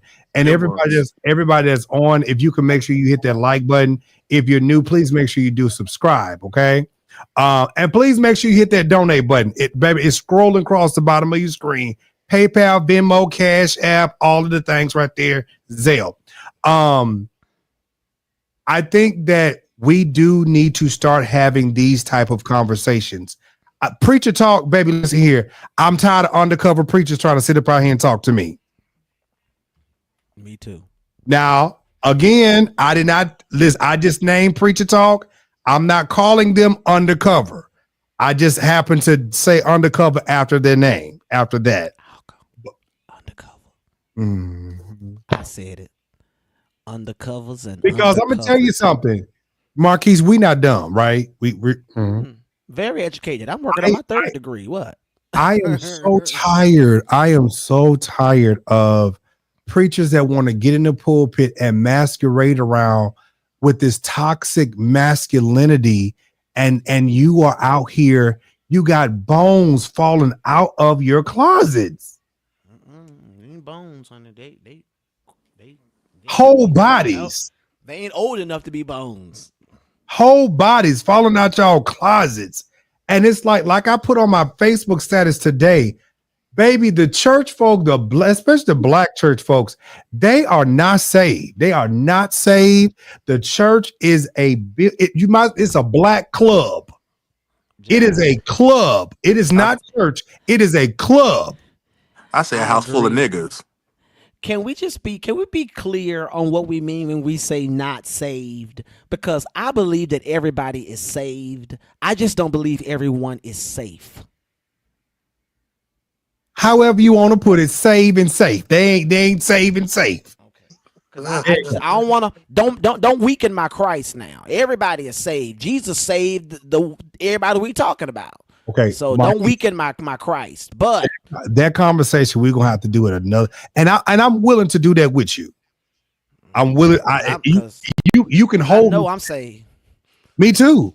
And I know Jesus saved me too. Ain't no other God saved me. What I'm saying, Marquise, is I said everyone. Not okay. Maybe I should have just clarified. Like, not everyone is saved, and not everyone truly has salvation. Because if you can do these things and every day that I am on my show, Shayla said, "What the Shayla? She'll be all right. She's not. She doesn't believe that everyone is saved. It's okay. It's okay. It's all right. She just got a weaker Christ than me. It's all right. My Christ is strong. The thing, because see, even like with this particular platform, and I charge at people and I hold people accountable the way that I do. And I'm not going to stop. I don't give a fuck what the number 10, what they do. At the end of the day, it's like, if we're okay with leadership looking the way that it does, we're already lost. I mean, we're lost. But if we're okay with leadership being the way that it is right now, that's a problem. I should not have to go and hear about my pastor's escapades. That's true. And here's the thing, because Mario, they're human, but you want to say that they're human, but you want to say that they called and chosen by God. Here's the thing: when you pick up that cross, that is your burden that you're supposed to be carrying, and whatever you're supposed to sacrifice, baby, you got to sacrifice that thing. I don't care, baby. You want a hole, get your dick sucked, get your coochie licked on, get your bean flicked on, whatever. Baby, that is your burden to bear. You can't be out here being like everybody else. Just like I told Jazz, that's when we're supposed to be set apart. Yes. My pastor or me as a pastor, Marquise as a pastor, Stefon, you ain't supposed to be mingling amongst everybody else. That if you are, that's when people start disrespecting the office that you carry. the office that you carry, because you're amongst everybody else. You're supposed to be set apart. I didn't say self-righteous, but I said set apart. You can't do what everybody else do. This is so good. And Jives, I gotta come clean, because this is a full circle moment. I didn't plan on this, but you are right. I got so convicted a few weeks ago about having an OnlyFans and a Just for Fans that I shut them both down. I shut them down. Not because it's right or wrong for you to have an OnlyFans or sex and all of that, but because of what you just said. I had to realize that I want my legacy to be my authentic living rather than that stuff. And I had to realize that the burden of leadership, the burden of being called by God, means that I've got to put a difference between myself and the world. And so what are you doing, Marquise? Are you trying to go back into No. I canceled my OnlyFans and my Just for Fans. I am not going back into the church because I believe that I didn't leave the church. I ain't got kicked out of the church per se, but I feel that the church needs to be reformed. I feel like it needs to be reformed, and sometimes you have to get kicked out in order to reform it. But yeah, even as a progressive pastor, openly gay pastor, and affirming pastor to LGBTQIA people, I still didn't sleep with my members. I still didn't sexually exploit or manipulate people who were looking up to me spiritually. I think that a lot of our churches, we just need to have an honest conversation about our sexuality, and our sexuality is an appetite that does not need to be. We don't need to be. It doesn't need to be distinguished. It needs to be disciplined. Let me say this to Fred Brown. Let me cut you off. Let me say this to Fred Brown. Fred Brown, you said who determines who is saved and not? Can I answer this? Wait, before you even say. First of all, my question is, while y'all are out here following all of these people that say that they're preachers, pastors, prophets, my thing is, at this point, while everybody want to be a prophet and prophesy, I want to see y'all niggas raise the dead. That's what I want to see now. I want to see a church conference where you go to the morgue, go get somebody, will them up in the church, and raise them from the dead. Y'all got all this hoko rapakatata ruby Jives. If Christianity is a religion that has been founded upon Jesus Christ, who is the firstborn from the dead, what do you think a modern bringing someone back from the dead is going to do? God has been raising the dead forever. We don't need to be raised from the dead. We need to be woken out of our slumber mentally. Come on, right there. We're asleep. Our consciousness needs to be woken up. We are sitting here perpetuating a faith, and we are not even diving into what that really means. Okay. What it really means for Jesus to tell Thomas the doubter. When Thomas was doubting Jesus was really resurrected, Jesus didn't say, "Oh, you a doubter, you doubter be damned." He said, "Come touch me, Thomas. Touch me." Touch me. Now, the intonation is mine, but I'm reading. Now, see, y'all laughing because we don't look at the Bible from the way it needs to be looked at. He said, "Come touch me." Now, we don't know what part. We assume that he meant the hand, the nails, and the feet. But there was a side gash, too. They had beat him all on his back. And you mean it? All he said was, "Touch me." So Jesus, the risen Christ, does not mind being touched. He don't mind being touched. God is not afraid of our sensuality, because Thomas couldn't doubt it after he touched him. And if the body of Christ is a body, it's got to have genitalia. Are you healthy? Is your body whole if you don't have reproductive organs? No. But the white man done told us that our Jesus was white with long straight hair and all of this. White Christianity, white supremacist Christianity that was handed to already African Christians. I'm gonna tell you right now, my Bible say my Bibles, all of them in that. Don't you quote Revelation, because that's symbolic too. His feet being like brass and hair like wool don't make Jesus any more black. Let me tell you why Jesus is black, Jives. Jesus is black because Jesus is on the side of the oppressed. And ain't nobody been oppressed in this world more so than the black person. That's why Jesus black. And let me tell you something. Jesus is trans. Jesus is female. Jesus is all of these things because Jesus takes the side of whoever is on the margins. That's who Jesus is. Tread lightly, Marquise. Tread lightly. Jesus is, he's my mother, my father, my sister, my brother. How can he be those things if he ain't trans?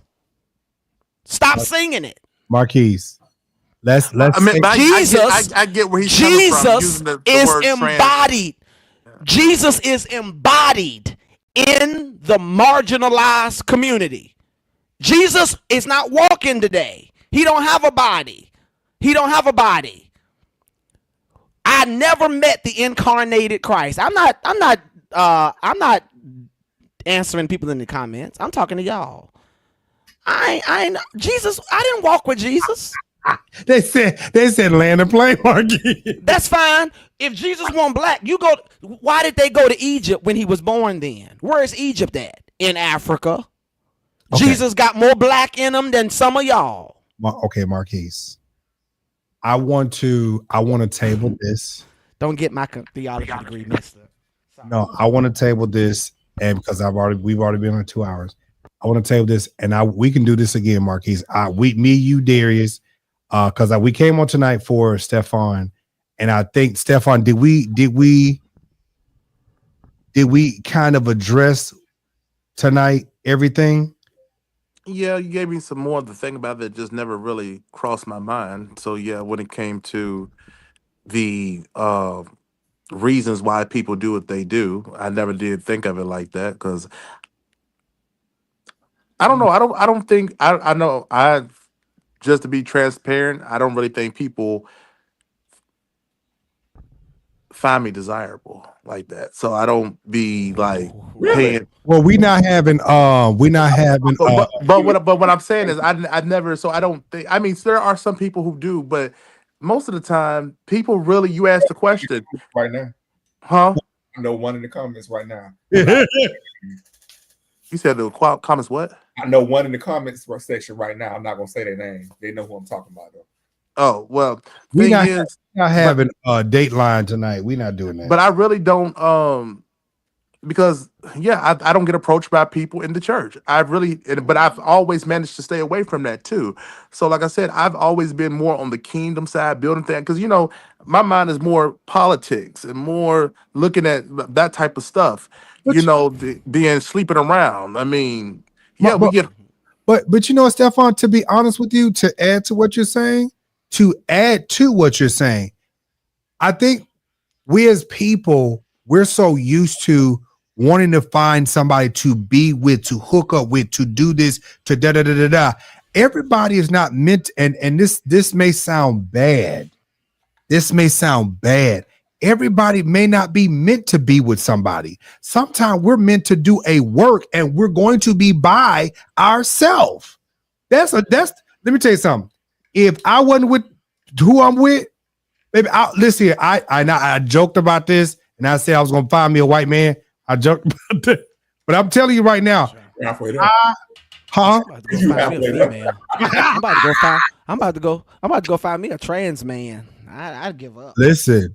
I give up. Honestly, when you have a work in you, when you have a work and you have mission, you have ministry in you, a lot of times you have to do it by yourself. You have to work. You got to do what you got to do. And it's like, even though we say, no, I don't want to do that. Sometimes that's just what it is, because it's like people will not ever understand the road that you have to travel.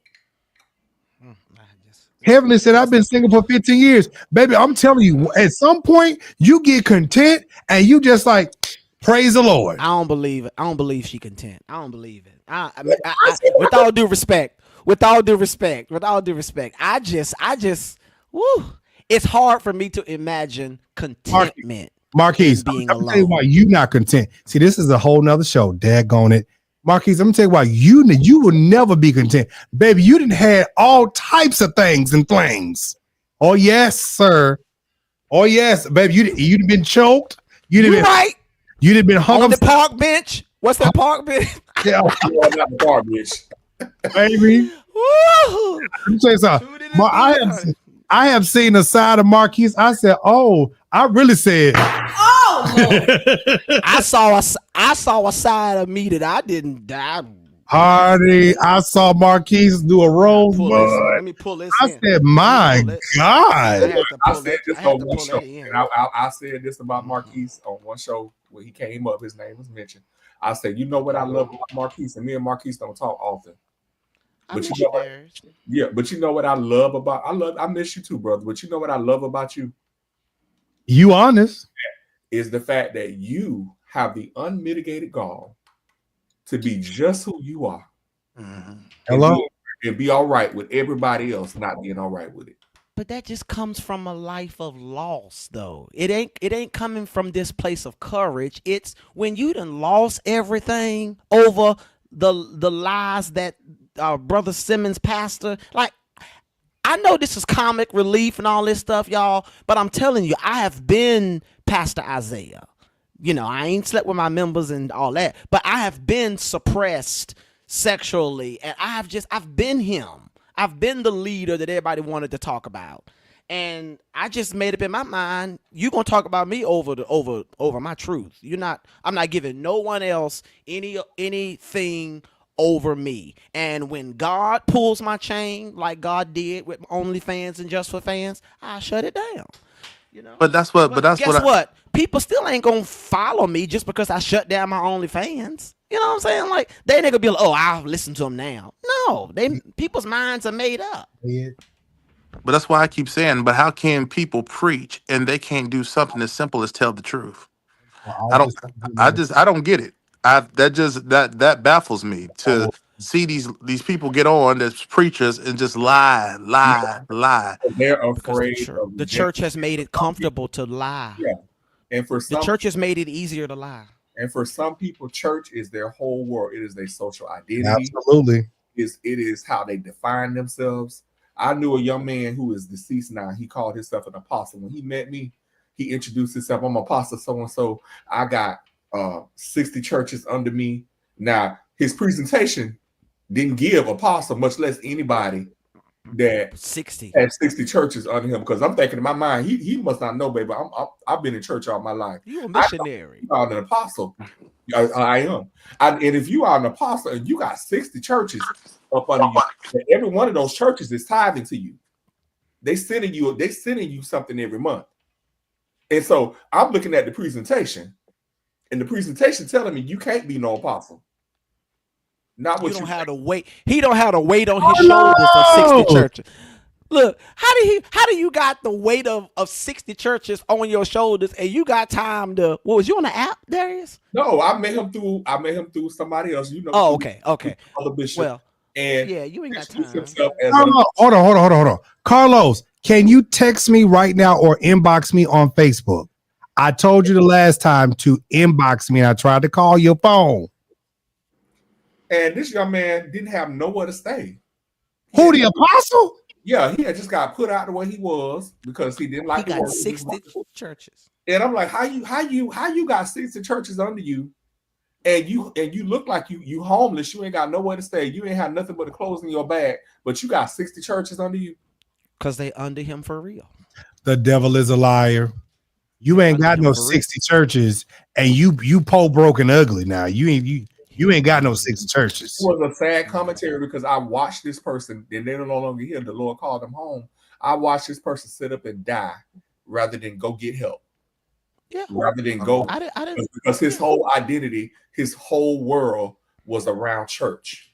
You know, most of them in church suffer from mental illness, and they don't get help. Most of the church is mental. Young girl, fresh out of high school, who was a little special. Get her pregnant, had her doing all kinds of things. When I tell you all kinds of things, the saints are really some freaks. I got the video still to prove it.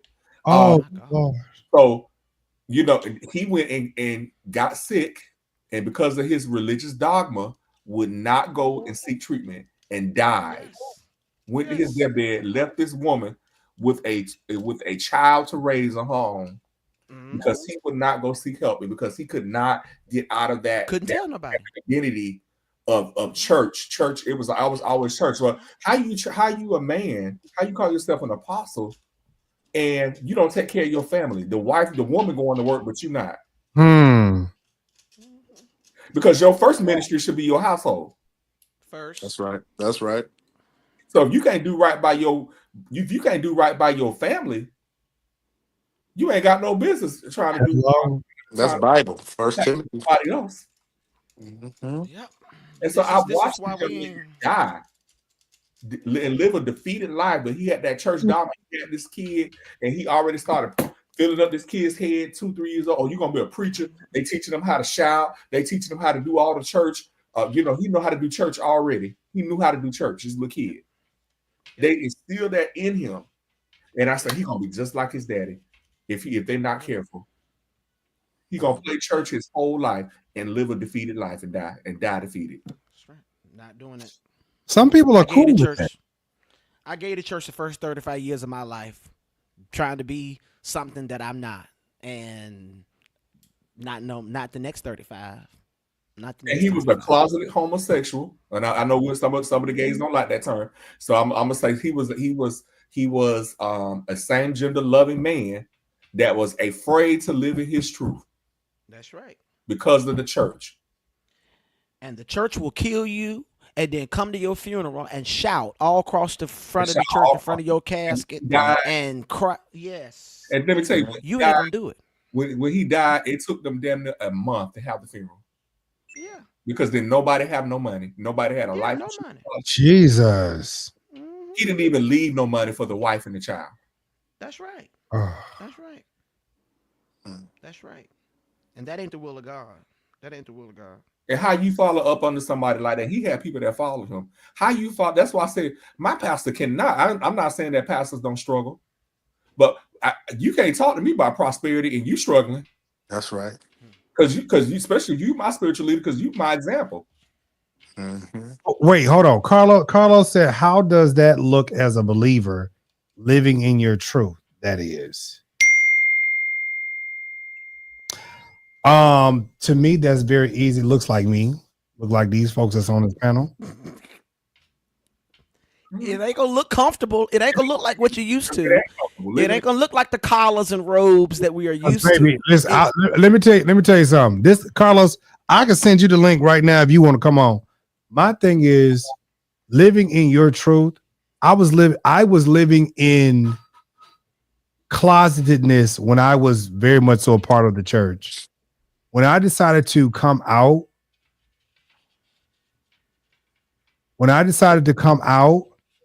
I was still the same person. People just could not handle what I did publicly. Come on. And they felt like I should have just did it privately and just went on about my business. Y'all ain't gonna like this, but Jives, do you know how many sermons we didn't preach with dick on our breath? Oh, baby, I didn't do that. I'm sorry. Listen, I was a classy gentleman. You hear me? I didn't do that. You had mouthwash in your bag. Oh, no. It's certain things I did not do. Let me tell you something. Listen here. I think it's been only a few times that I didn't have sex on Saturday or Sunday, and I had to go to church. But it's been only projecting. Few times. Let me stop. You just projecting. Let me stop projecting on you. You rejected. But I'm with you though. The only thing is that people just didn't know, and I was anointed as long as they didn't know. Mm-hmm. Because I have people tell me now, like, oh, Jives, you minister. Oh, you can pray. Oh, you can do this. But see, you shouldn't have never did. Maybe if you do this, maybe. I'm like, come on, Jedi speaks. What? Mm-hmm. I'm like, baby, I can go in this closet and go, baby, I can clean up real good and dress up. And I had somebody tell me today on the phone, they said, Jives, are you? I mean, now mind you, I'm 40 years old. Jives, are you? I was like, am I what? Are you? I was like, yeah. It's like, oh, I never knew. I was like, well, I mean, like, it's not, I mean, everybody's different. How do you never know? Ray Charles did a blind could see that. Jives, put Faithful Jim's comment up. Sometimes we don't want to give up what offends God. How do you know what offends God? And don't say the Bible. How do you know what offends God? If God is the creator of all things, can God really be offended by stuff, or can we be offended because of our beliefs about God?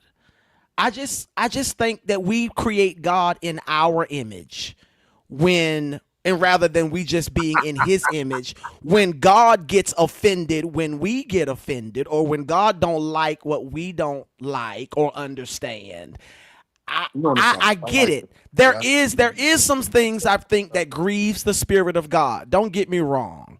I believe that there are some things that offends the Spirit of God, like injustice, like hunger and poverty and racism and a lot of isms. But I just don't think that God is offended because two men want to do each other in the butt or in the mouth, or I just don't think that offends God. I just don't think that offends. And watch this. There are some things that I don't even like to do sexually.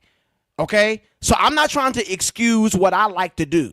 All right? I don't let me think of something that I don't like to do. I don't know. But I don't think that even the things I don't like to do offends God. You can't offend the God who created all things. You can't offend God. Now you can grieve the Spirit of God. I think you can be hypocritical. I think what Pastor Isaiah did offends God. Yeah, surely. But I think if Stefon, Brother Simmons, Elder Simmons, and Pastor Isaiah, if they had consented to have a sexual encounter, I don't believe that would have offended God. Even if one is the pastor and the other is the elder, I don't think that would have offended God. It would have offended you and half the church, especially the ones that either wanted you or the pastor. You know what I'm saying? It offends them. But we got to be careful how we personify God and give God our feelings. I mean, you know, he said, cast all your cares upon me, but don't put words in my mouth. God ain't offended by the dick I suck. Marquise! Marquise!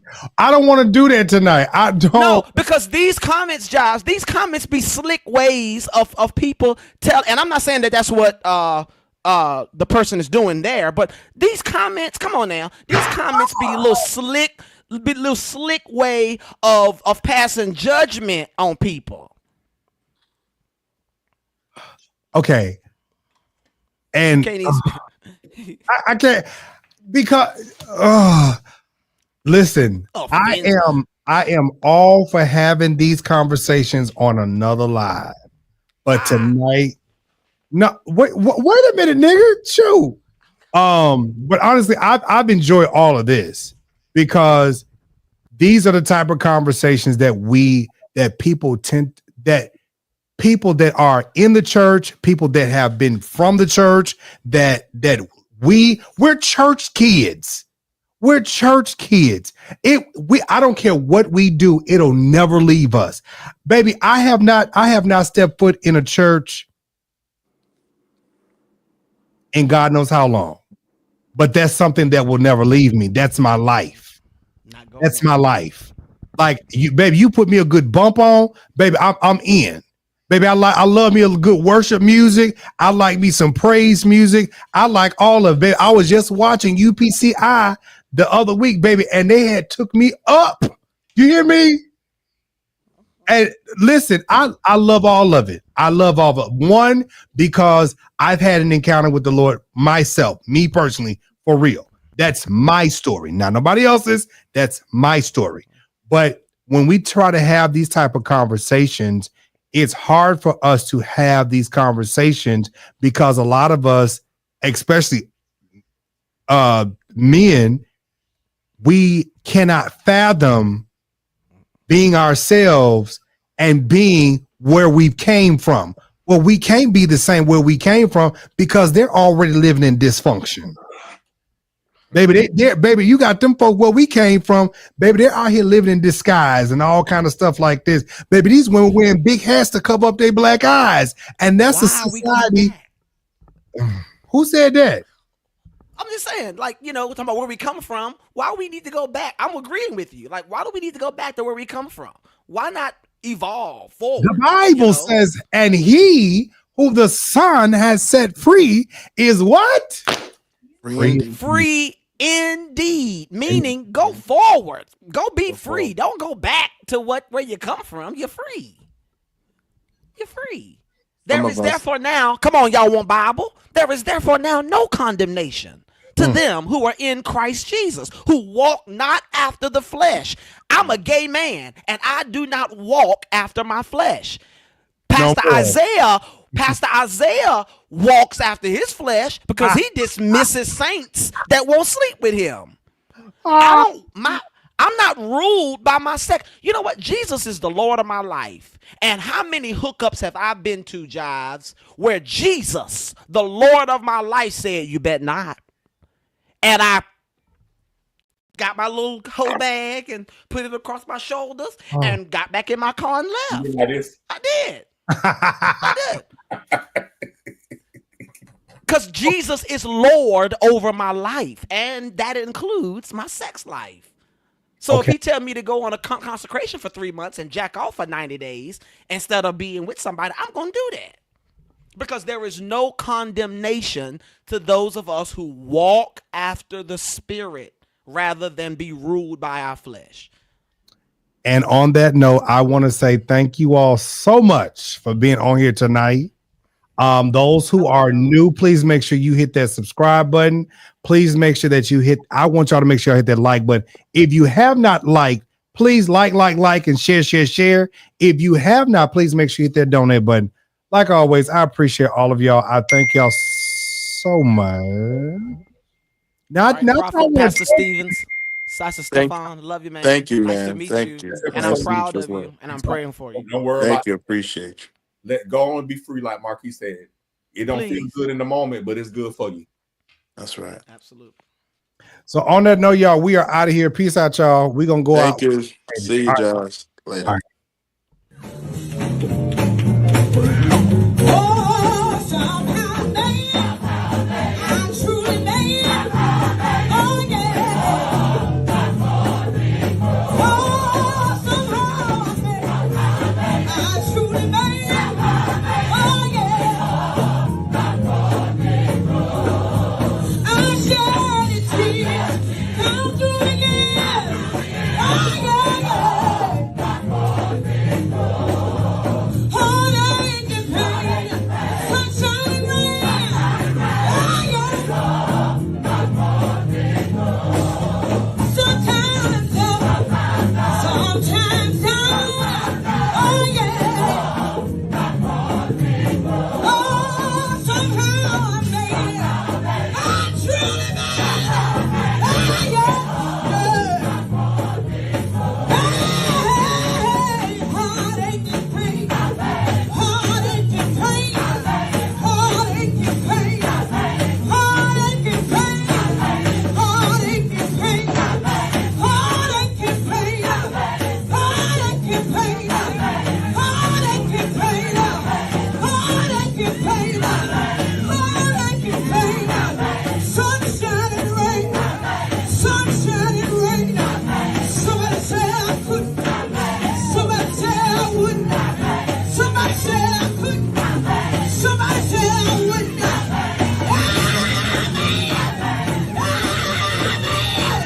Sheila kept on going. Sheila kept on going. Sheila kept on praying. Sheila kept on praying. Sheila kept on trusting.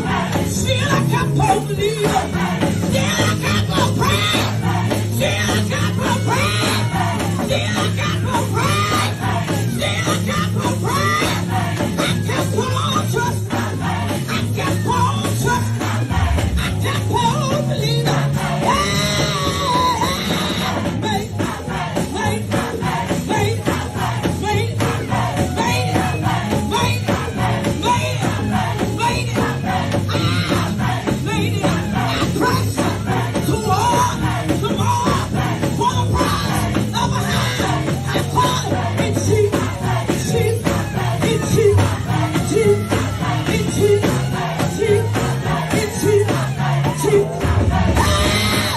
cheat.